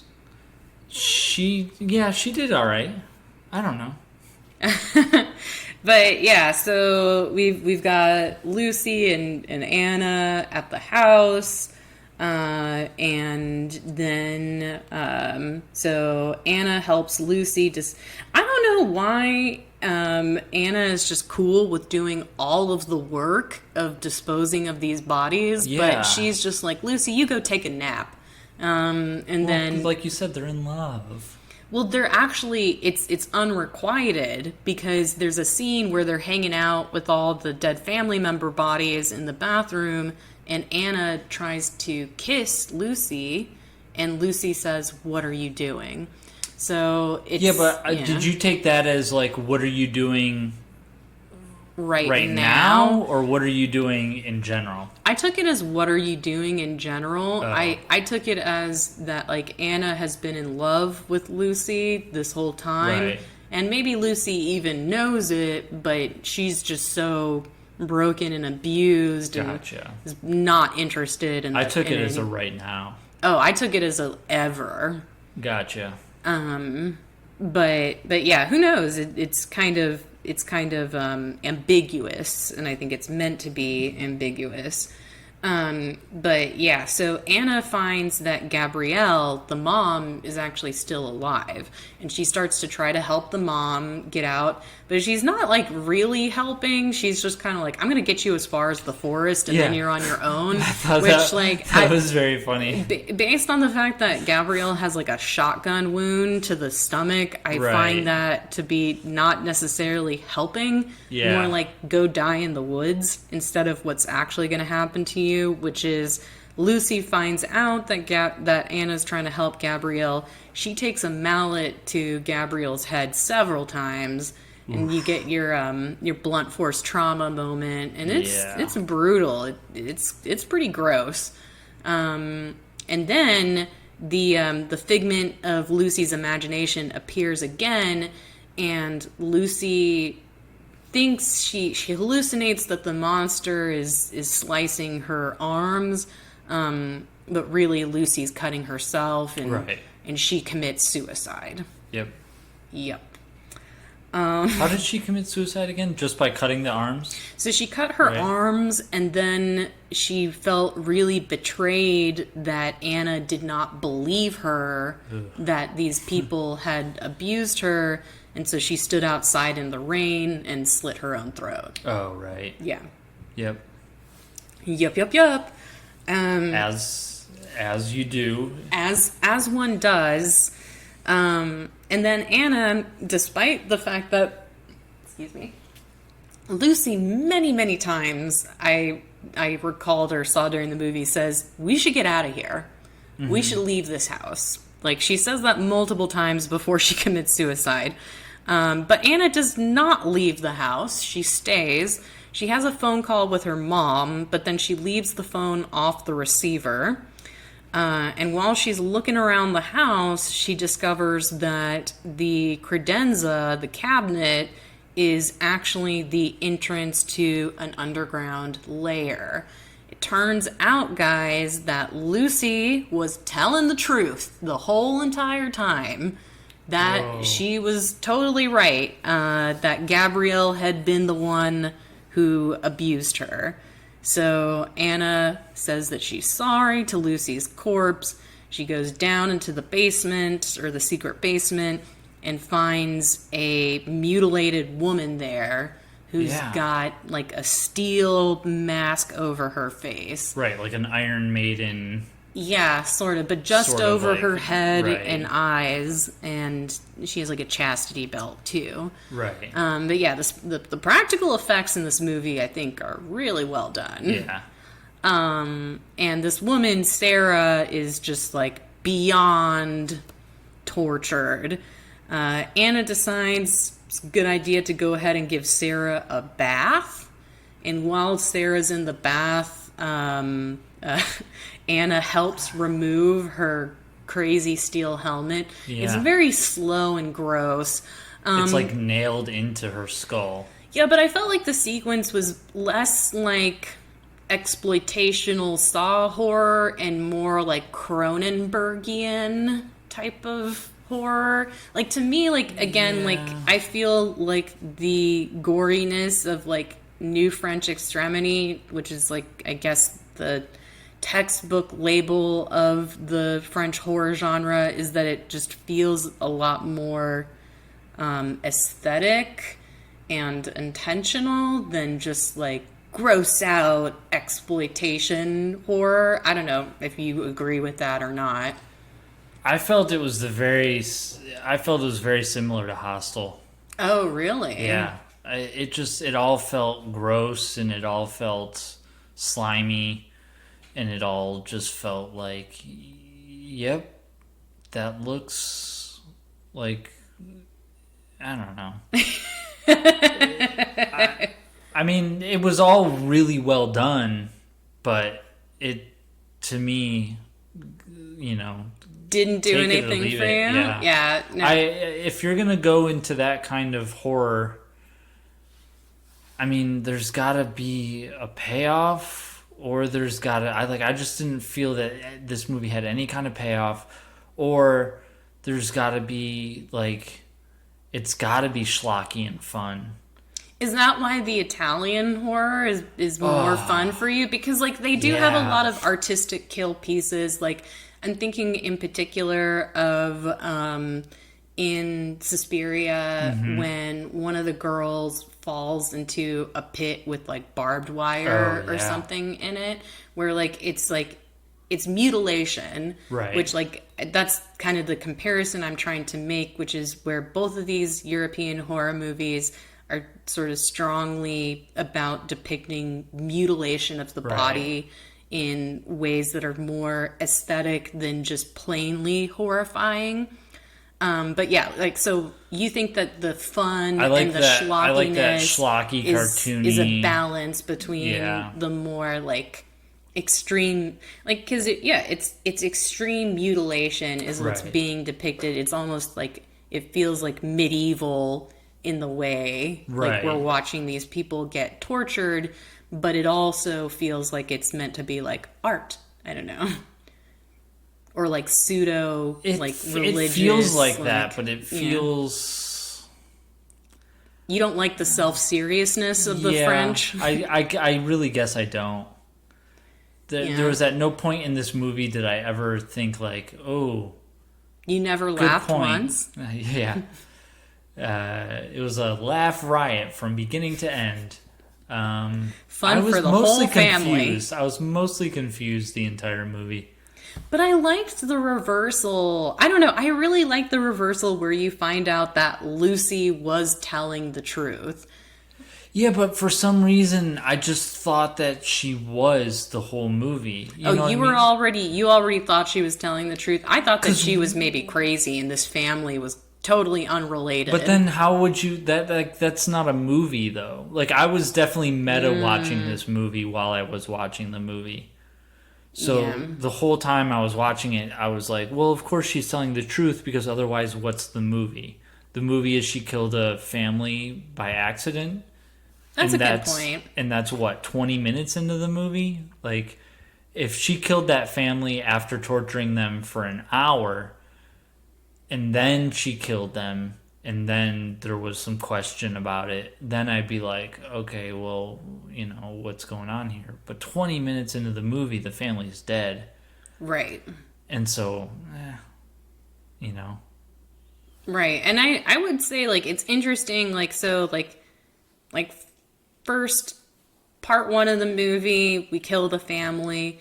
Part two of the movie is really just Anna trying to help this mutilated woman, and then it's only until like the last 30 minutes of the movie where we get to the martyr program. The martyrdom. The martyr program, yeah. A martyr isn't... I always thought that a martyr had some sort of self-sacrifice aspect to it, right? Like the textbook definition? Right, yeah. I think that although they went to pains to try to divorce martyrdom from its religious connotation, which I find to be kind of... I don't know if you can really separate martyrdom from the religious significance of martyrdom, because the whole point is that they have a vision of what's beyond death. So how can you say that there's no religious significance to that? But yeah, sorry, what was your question? I got If there was lost. some kind of self-sacrifice aspect Yeah, to it. I think that that's definitely part of it. Because in this, they're taking unwilling victims and making them into martyrs. I guess I can't Right. use the term victim because they use the term victim to describe someone completely. Yeah, in their Different, eyes, but- victims are failed martyrs. Right. They're people who simply just become victims of whatever torture they put them through, and then they have, you know, scary hallucination, like trauma-induced hallucinations. Yeah, no, I think that there's a level of self-sacrifice that's implied, and I think that But not in this movie. Right, no, Because they in don't. this movie, they're involuntary. Yeah, they don't lampshade it in a way that you expect, but I think that we're meant to assume that Anna is a particularly well-suited subject for martyrdom because of the self-sacrificing love that she has for Lucy. I guess I don't see it. I mean, again, like, I don't think that the movie ever directly points at this, but Right. there's this idea that, like, okay, like, what makes Lucy a victim? What makes Anna a martyr? They're put through the exact same torture up into the skin flame mode. But I think what's meant to assume, or what's meant to make Anna different, is this love, this self-sacrificing love that she has, that she wants to care for others. And I think, like, yeah, like martyrs, at least in the historical context, are sort of meant to be people who were martyred for others. I Right. think that there's that implication that you're sacrificing yourself for something greater, right? Right. Like martyrs have to die for some kind of cause in our historical understanding of martyrdom, like Saint Joan or whatever. Right. So Anna decides that she's going to help this mutilated woman, but she can't, because the woman starts having a hallucination that she's covered in bugs and is like cutting herself. And rubbing her head up against the wall. Yeah, rubbing That her was head gross. against the wall, smearing blood everywhere, just generally freaking out. And then out of nowhere, the woman is suddenly shot in the head, and a Whoa. team of people sweep in. They must be good guys. They must be good guys. Not. They take Anna to the secret basement, and she meets with the group's leader, who is in the credits referred to as Mademoiselle, which is strange because I thought Mademoiselle is usually something that you say about like a young woman. Like young women are Mademoiselle, older women are Madames. Or maybe it's just if you're unmarried, you're Mademoiselle. Yeah, it's got to be an unmarried, married thing. Yeah, but like Moiselle, like Mademoiselle, usually think of it as being a young woman. So Mademoiselle gives us the pitch about Martyrs and shows a bunch of, faces of death. Yeah. And is like, look, these people, look at the look in their eyes. Like, they know what lies beyond death, essentially. Yeah, they all look sleepy. They all look very sleepy. And so they decide, because Mademoiselle has, over their 15 years of research, pinpointed that the best people for martyrdom are young women. Yay. Yay. Congratulations. If you are a young woman and you want to know what lies beyond death, you too can become a part of the martyr program. Just, within 6 to 8 weeks, right, you too can become a martyr. Link in the profile.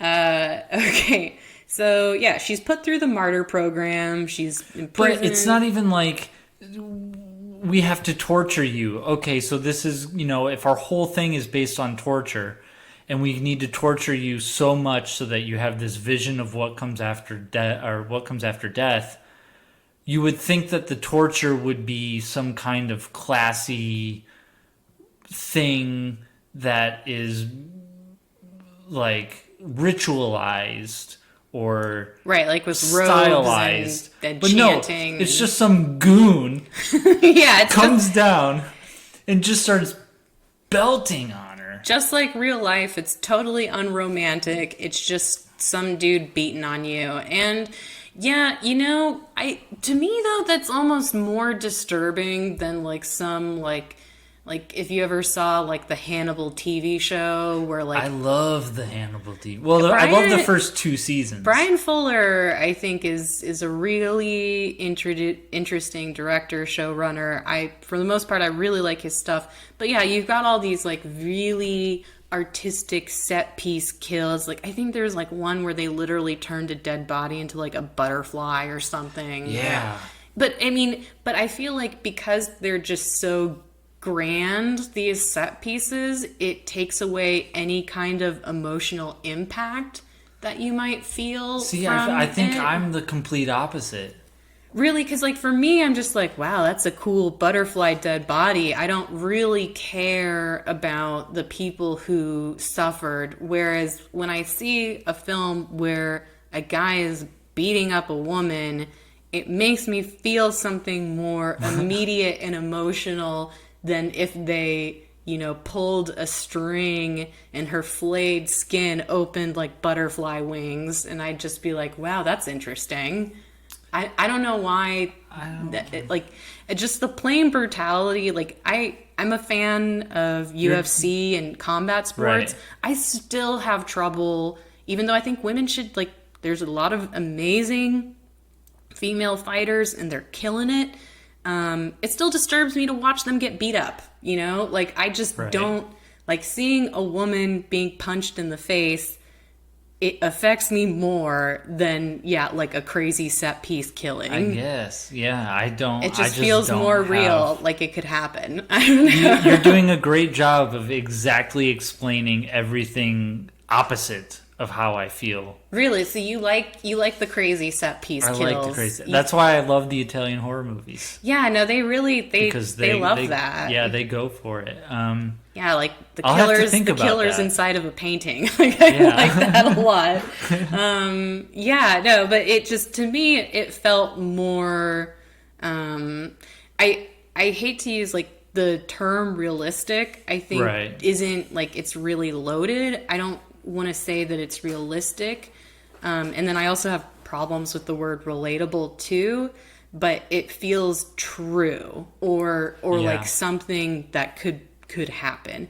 But yeah, so she's taking on this regimen of just being beat up all the time. But I kind of agree with you. I feel like it seems like it would take more than just daily beatings to turn someone into a martyr.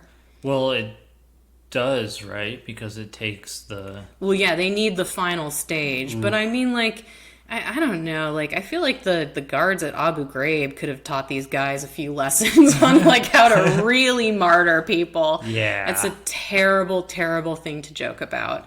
But, yeah, again, another thing that Americans, I think we do really well is torture people. That's true. We're super good at it. Yeah, Like, I mean, that's what a haunted house is, right? Yeah, it's no. people who are voluntarily willing to be tortured. Who wants to be tortured? I do. we're super good at torturing people, and we're also super good at taking torture. Yeah. Yeah, no. Hoorah. Yeah, oorah, suck on that, French people. Oh, man, I'm just terrible. So yeah, Anna is actually super good at being tortured. She's not a victim. She's got the look. She does have hallucinations, but she has hallucinations of Lucy comforting her, and Yeah, it's all nice. it's nice, right? So finally the martyr people are like, it's not enough. We got to take her to the final stage. The final stage is being flayed. So they don't, I feel like the way that they cut the flaying made it so like it was awful, but it wasn't like so grotesque to where like we got like a pan of her skin being peeled off of her. Like, as much as Martyrs is just completely just gory, they do draw the line, I think, in some important places. That Or being the budget. or yeah, maybe it's just the budget at this point. So she's flayed of all of her skin with the exception of her face. And it was gross, but I felt like she looked like one of those body exhibits where they like do like the plastification over the body, and it looks really cool actually. And I liked how they kept her face, which made it look even creepier. But after the flaying, Anna survives, and we get this sequence that's kind of like almost 2001 Space Odyssey-esque, where she's like looking into the light, I forgot about that part. seeing the visions, and what does it all mean? The torturers call down Mademoiselle. They're like, she's got the look. You got to come see her. And then Anna whispers into Mademoiselle's ear, lost in translation style, meaning we don't know what she tells her. But whatever it was, it must have fucking sucked, because later when the entire society or group comes to the house, and I can only assume that these people in a few years are going to get hip to the Get Out setup. I was thinking the same thing. Yeah. So, like, that's like a thing with horror movies where it's like rich people love to do terrible things to investigate how to live forever. Yes. Basically. But Who yeah. wouldn't want to live forever? Come on, that rich sounds like a people- great idea. Rich people are the enemy, basically. So they all gather around. One of the people knocks on the bathroom door, tells Mademoiselle they're ready. She's in there taking all her makeup off. And then she asks him, she says, can you imagine what lies beyond death? And the guy's like, no, I can't. Great line reading. He said it very French-like. No, mademoiselle. And then she shoots herself in the head after she says, keep doubting. Keep doubting. Oof. I feel like that's kind of an awkward translation, keep doubting. Yeah. Because it's not that at least in the subtitles, he says, no, I can't imagine. And she says, keep doubting, which just feels awkward phrasing. It does. But the intention is that just keep wondering because you don't want to know, basically. Like, or that's my interpretation of what she was saying. Like, whatever's beyond death, you don't want to fucking know. So just keep imagining, because that's going to be better than Right. actually finding out the truth. Right. So what do you think Anna told her? Ooh, I don't know. I don't even know if the director would know. You know what I mean? It feels like the kind of thing. Where he just purposefully That- was like, nobody knows, Yeah. nobody knows. Just like that.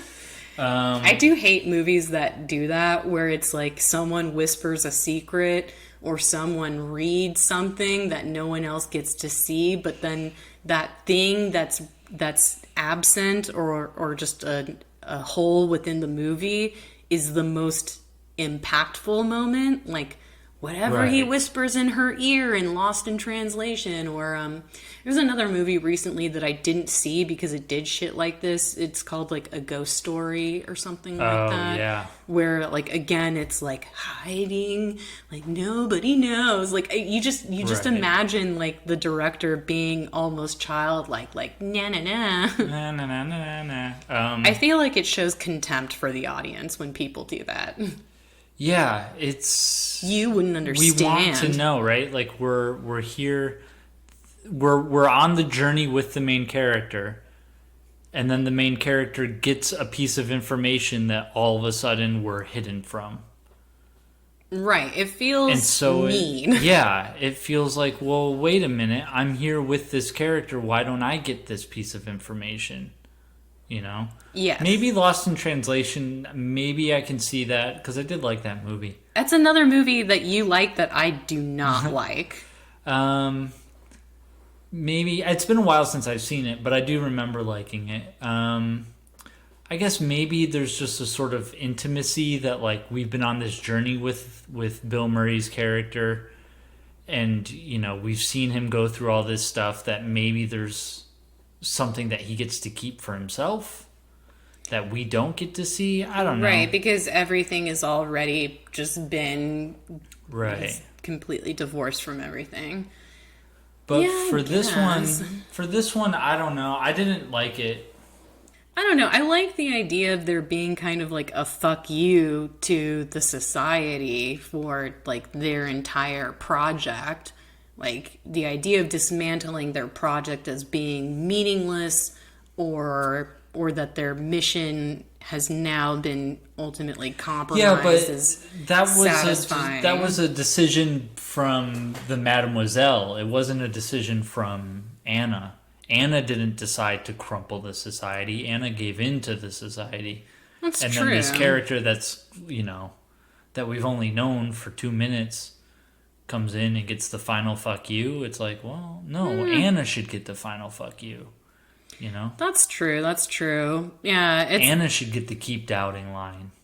yeah, I mean, it's funny, like I didn't have as negative a reaction to Martyrs as you did when I first saw the movie. Again, I was like, "Oh, wow, like they went there." You Right. know, like I hadn't seen a movie like Martyrs where like I felt there was actual like intention and meaning behind the gore, in that it's all connected to this project of martyrdom.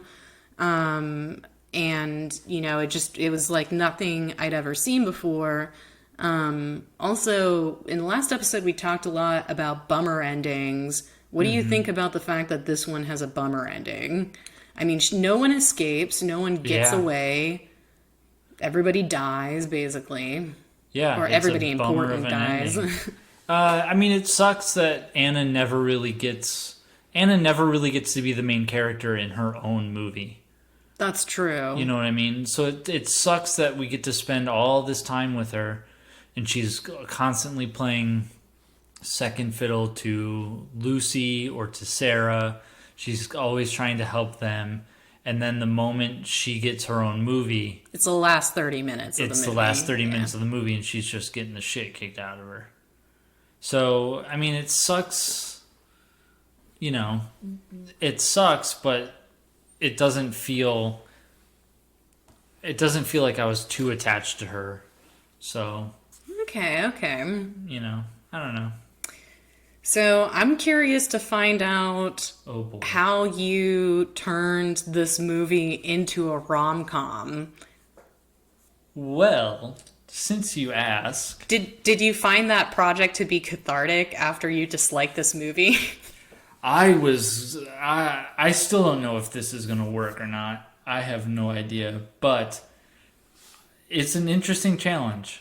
Yeah, right? It's an interesting challenge, turning Martyrs into a rom-com. I actually thought it was going to be harder than it turned out to be for me, but I ended up choosing a rom-com subgenre that I typically do not like at all.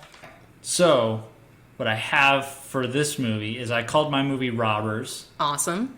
and it's about Anna and Lucy. We love criminals in love here. Oh my god, yes. Well, because this movie features these two women breaking into these people's houses and murder. I mean, it's just the one woman at the time, but it features these two women breaking into someone's house and murdering them.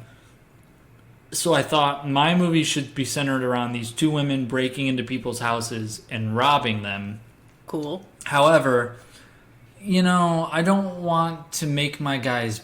I don't want to make the women, villains right off the bat by, I don't want that moral complexity of, they're robbing people, so technically they're bad guys, but they're doing it for good reasons. So the people that they're robbing are celebrities. Ooh, like the bling ring. Yes, just like the bling ring. I did not see it, but...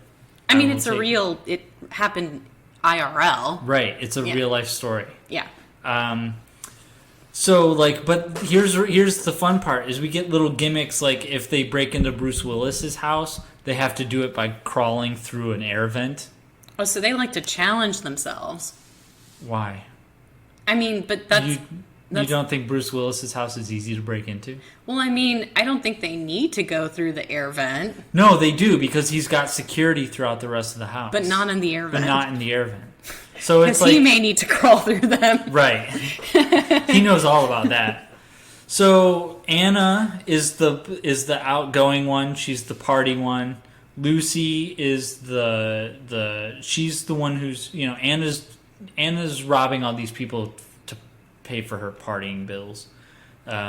Lucy is robbing all these people to pay for her dying grandmother. Oh, no. Oh, no.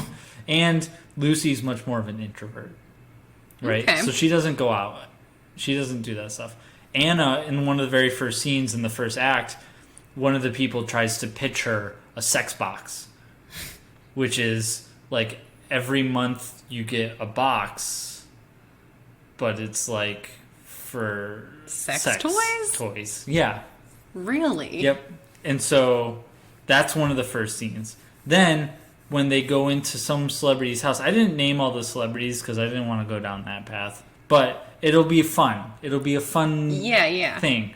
They find a sex swing and a blindfold in one of the houses, and Lucy, Robert De Niro's house, of course. Robert De Niro's house. And Lucy is like, oh my god, she's not a prude, but she's like, oh my god, I could never imagine doing this. And Anna's like, no, you gotta live a little. So they use the sex swing together. So this turns into a sex scene between Lucy and Anna. Blue is not the warmest color. Whoa. So it starts out innocently enough where it's just seduction, and all the scenes go from seduction into swinging into bathroom at the two windmills level fucking. So that's my first act.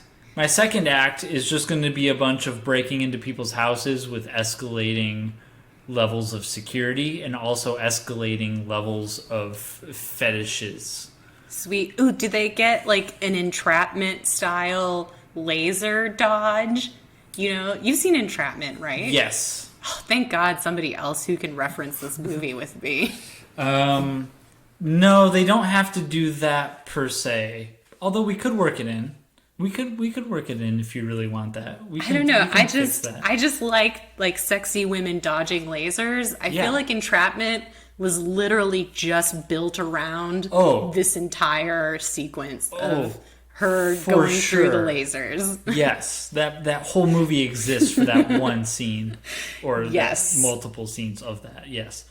So I went online and I did a little research for weird fetishes, Awesome. and so what they do is they go inside, they break into the house of the celebrity, they look up their internet search history, and then the internet search history clues them into the fetish, and then they have to use the fetish to find the secret sex dungeon or sex lair. Awesome. So the first one, I have 5 of them. It's solerophilia, which is the fetish of being dirty. Ooh. So in order to find the sex layer of the dirty people, they go to the shower and they use the shower they use the shower knob. Oh, it's a hidden door? Like it's a combination lock. And then so they have to spin it in just the right order, with the they have to wear the stethoscope, and they go up to the shower knob and they're like click click click click click click, and then the thing opens and it's a hidden door. For the second one, I have cataptronophilia, which is mirrors. Ew. Watching yourself. It's not like super voyeurism. common. Yeah, but so cataptronophilia. So in this one, they have to use a laser light setup. So we can have some dodging in there if you really want to get those dodges in. They have to use some sort of intricate laser light setup to bounce light off of a whole bunch of mirrors onto a final mirror, and then that final mirror opens into the sex layer. The third one is nismolagnia or pteronphilia, which is tickled. Being tickled. Oh, yeah, that's the thing. Did you see that doc? Tickled? I wanted to see that documentary. It was pretty good. Yeah, it was good. Yeah. I heard it got into some legal issues, right? Yeah. The tickleese did not want to be exposed. Is that it? No, because of other weird stuff. It's a weird documentary. It's one of those weird ones. So for this one, for this one, they have like a bookshelf with a feather duster. But it's like a hidden switch that's all the way in the back. Do you have to tickle the switch? You have to tickle the switch in order to open it. The fourth one is lithophilia or agalmatophilia, which is the first one is stone and gravel, and the second one is like statues or mannequins. Ooh. So in this one, they find a hidden statue. They find a statue and they have to like twist the arm in just the right way, and then it opens up a layer. And then the fifth one is formicophilia, which is insects. And in this one, they have to go through a crawl space, just like they were bugs. Again, not kink same, but man, So, there's some kinky celebrities. Yes, very. And I mean, yeah, the insect celebrity will be a special one.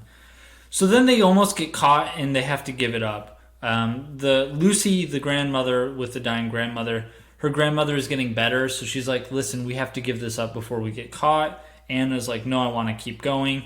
So Anna keeps going, but Lucy gives it up. Anna gets jailed, but Lucy... Oh, no. Yep. But Lucy bails her out. Sexy jailbreak. No, just regular. Or just regular jailbreak. And she's like, wait, romantic how jailbreak. did you... She's like, but wait, how did you get the money to bail me out, because you used all of your money to pay for your dying grandmother? And she's like, no, I had some saved away and I invested in this company that is like a sex box. Oh. So fetish box.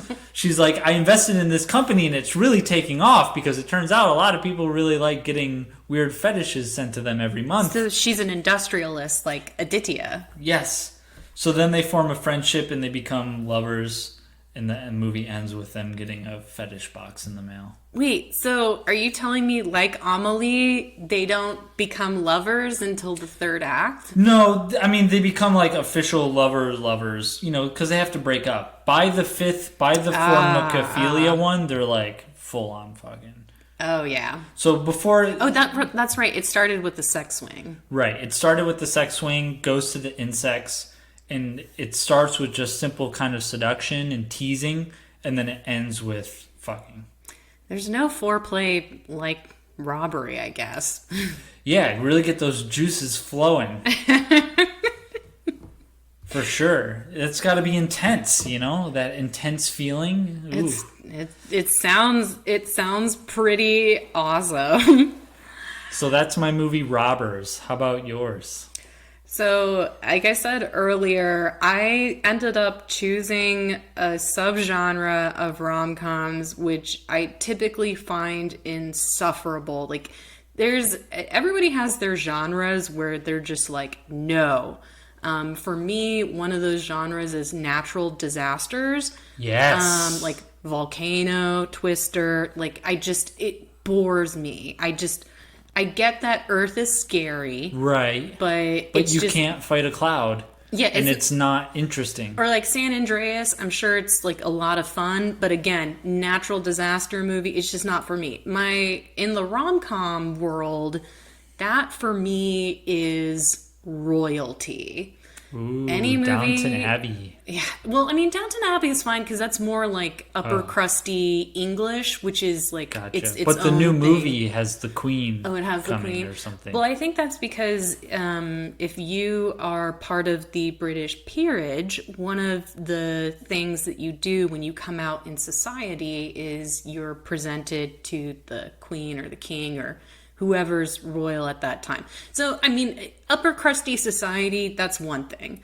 But like, I'm in love with a prince or a princess is just like insufferable for me. So like, we've got movies like The Prince and Me with our girl Julia Stiles, or one that gets made fun of a lot more recently because it came out on Netflix is this movie called A Christmas Prince. Ooh. But yeah, again, like this, it's just like, it's never realistic. I mean, not that it should be, but it's like, I love the high fantasy of rom-coms. I'm here for it most of all, but when that person is a prince or a princess, it's just like, it's really difficult for me to get behind, strangely, even more than like the male protagonist is a billionaire, because that's also a really common one. But for some reason, for Martyrs, I was like, this is a royal rom-com. Gotcha. So the rename for it is Disaster Royale, which, if I know correctly, with French, the adjective comes after the noun, right? So it wouldn't be like Royale Disaster, it'd be Disaster Royale, right? Or I just assume. So, Act 1, Lucy and Anna, they're growing up best friends in the same orphanage, and Anna has been in love with Lucy since day one, but Lucy isn't aware of her feelings. Yep. One day, Lucy sees a family in a newspaper picture and has a flashback of a childhood memory. She recognizes the woman in the picture. So she goes to the woman's house and is recognized. Gabrielle, the woman, reveals to Lucy that Lucy is the princess of the lost princess of a small European kingdom, which in my remake, I just named it Florin. But, you know, kind of like Liechtenstein or whatever that like tiny country is, something like that. So we learn that as a child, Lucy was kidnapped. But then, you know, they lost track of her and the kidnappers had died in a car wreck and they took Lucy and put her in the orphanage and she didn't remember anything. But as far as the royals were concerned, they thought that Lucy was just dead. And then Gabrielle's like, we got to get you back to Florence so you can take your rightful place there. And then Lucy asks Anna to come with her, but Anna's, you know, she's afraid she doesn't have a place in Lucy's new life. But Lucy assures her that she does and tells her not to be such a martyr. Oh. So a little reference to Martyrs there. Stop being such a martyr, Anna. Jeez. So then Act 2 is just all princess training. Gotcha. You know, so we've got Lucy, you know, learning etiquette. She's introduced to her grandmother, who goes by the name Mademoiselle. Ah. So, I mean, come on. That woman is, like, perfect to play, like, a dowager queen, right? Right. So Gabrielle, Mademoiselle, and Anna, they're all trying to help Lucy become a princess so she can be presented to the royals at her inaugural ball. Because there's gotta be a ball, always. These royal rom-coms, like, they always have a ball. Always. So Lucy kind of struggles, but weirdly enough, Anna is super good at etiquette, and it causes some tension between the girls, and Lucy gets kind of testy with Anna, and Anna's like, but you wanted me to be here. The one thing Lucy is really good at is horseback riding, and she starts to become close to Antoine, the stable master, and so Anna gets jealous. So there's kind of this love triangle going on between. So it's just like you said, like an American rom-com. Right. She's interested in this new person, Antoine, but the one that she should be with was there all along. Yeah, I like it. Right? And so we get to the night before the big ball. Anna sees Lucy practicing to waltz by herself, and then she joins in as the lead. They have a moment, and then Anna kisses Lucy, but then Lucy appears like she's stunned and confused, and Anna takes that as a rejection and runs away. Oh. So now we're into Act 3. Anna's trying to leave the palace. It's the day of the ball. But then Lucy, who's kind of gotten a hang of this princess thing, sends a courier to demand that Anna stay.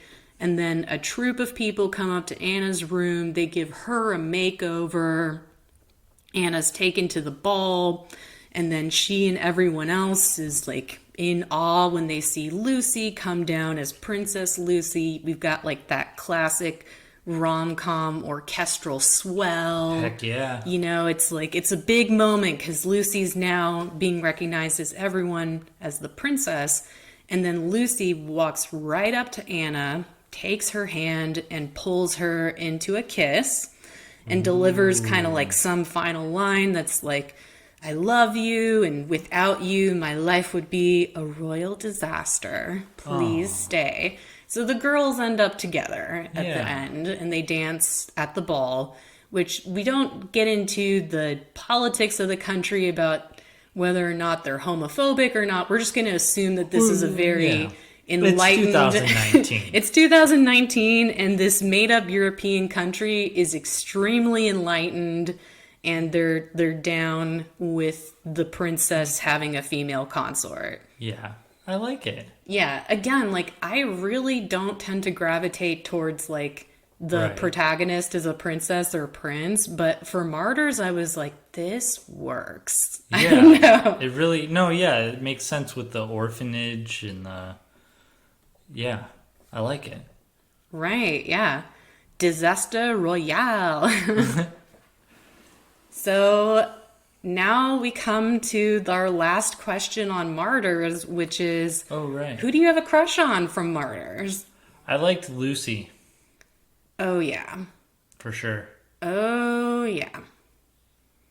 I agree. Like, I don't know what it is, but I feel like the actress who plays Lucy is one of the most beautiful women I've ever seen. And, like, even though they, like, tried to, like, dirty her up with, like, the chapped lips or whatever, I was like, oh, my God, this is just...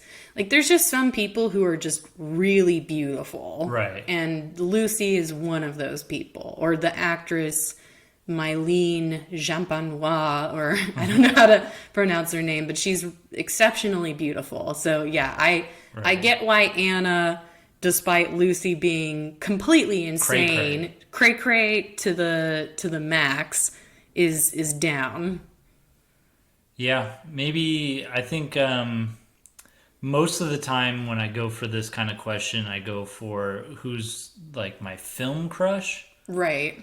But I think for this one, because there were only really, two women in the whole movie,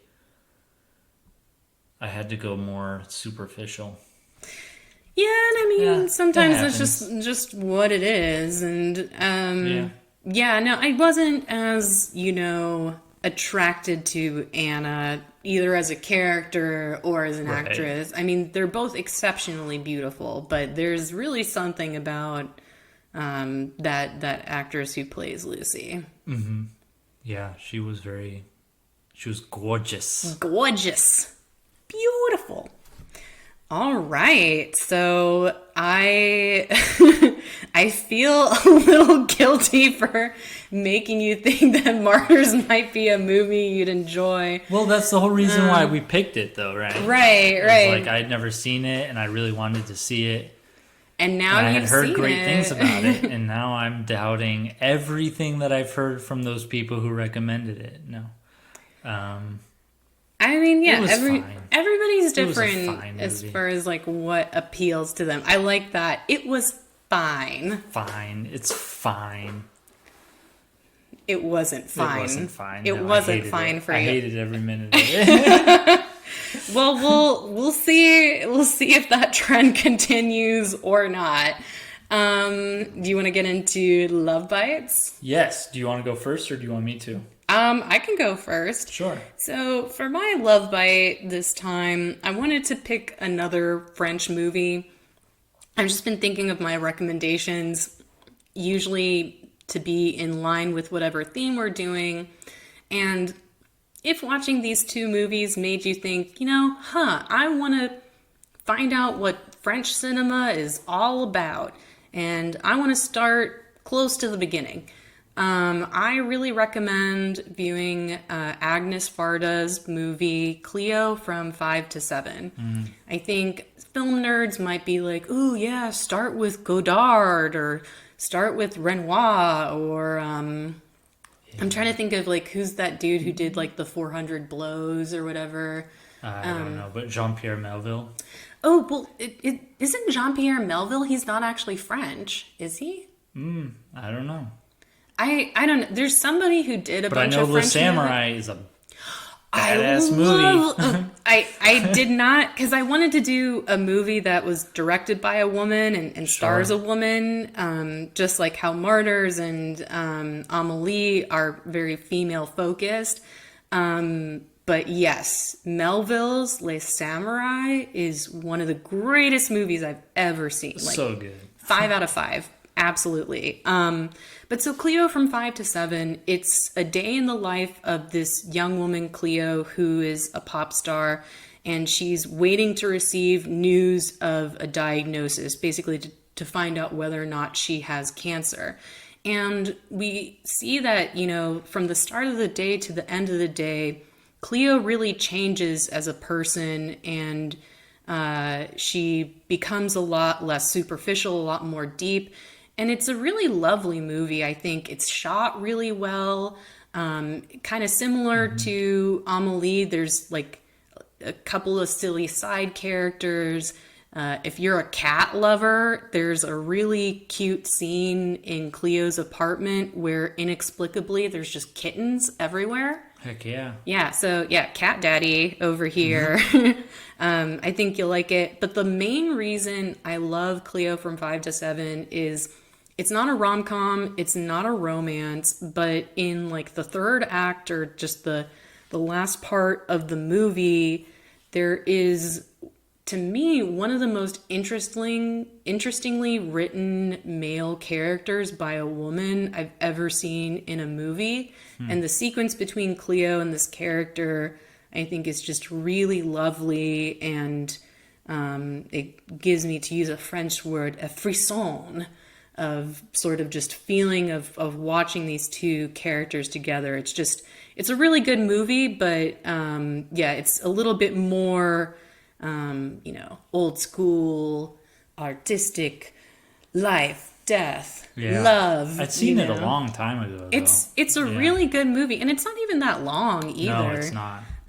But yeah, I think that if you want to get into French cinema, start with Agnes Varda, start with Cleo from 5 to 7, and go from there. That's a good choice. So, what's yours? I picked A Quiet Place. Have you ever seen that movie?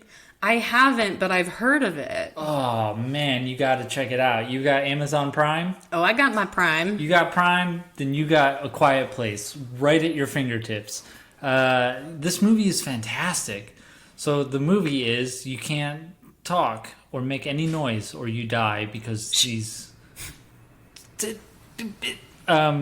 these creatures will come find you and kill you. And that's it. Just a great movie. It's got... It looked like it was like Signs, but with mute. Yes. But it's so good. It's probably way better than Signs. Yeah. I did like Signs when Signs came out, though. Yeah, no, Signs was a good thing, movie. yeah. It's just a super solid movie all around. It's only an hour and a half, super short, super quick, super to the point.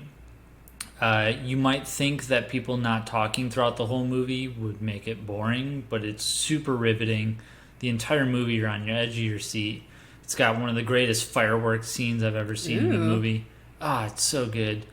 John Krasinski and Emily Jim from Blunt. The Office, yeah. And Emily Blunt, who's his wife. always a badass. She's in really everything good. She does. I mean, she's not like a badass in this movie like she is in... Did you see Edge of Tomorrow? No, but I could totally get down with doing an Emily Blunt episode because, I mean, she seems like she's done something that's, if not horror adjacent, and she's definitely... Quiet Place is horror adjacent for sure. Oh, yeah. So we could do Quiet Place and A Very Long Engagement if we decided we wanted to do like an Emily Blunt episode. Heck yeah. A Quiet Place seems like the kind of movie that people often describe as taut. Taut. It is very taut. Because the entire movie you're on the edge of your seat because of one noise and they're dead. Oh, right. So riveting. But no, it is really good. I mean, John Krasinski directs the hell out of this movie. Right. So I would just say A Quiet Place, not The Quiet Place. A Quiet Place. A Quiet Place. Yeah, no, that definitely makes me want to watch it more. Yeah, and it's free if you have Amazon Prime, so get on it, people. We like free. All right. Well, kids, until next time, until the next remix. All right. 1, 2, 3. Goodbye, folks.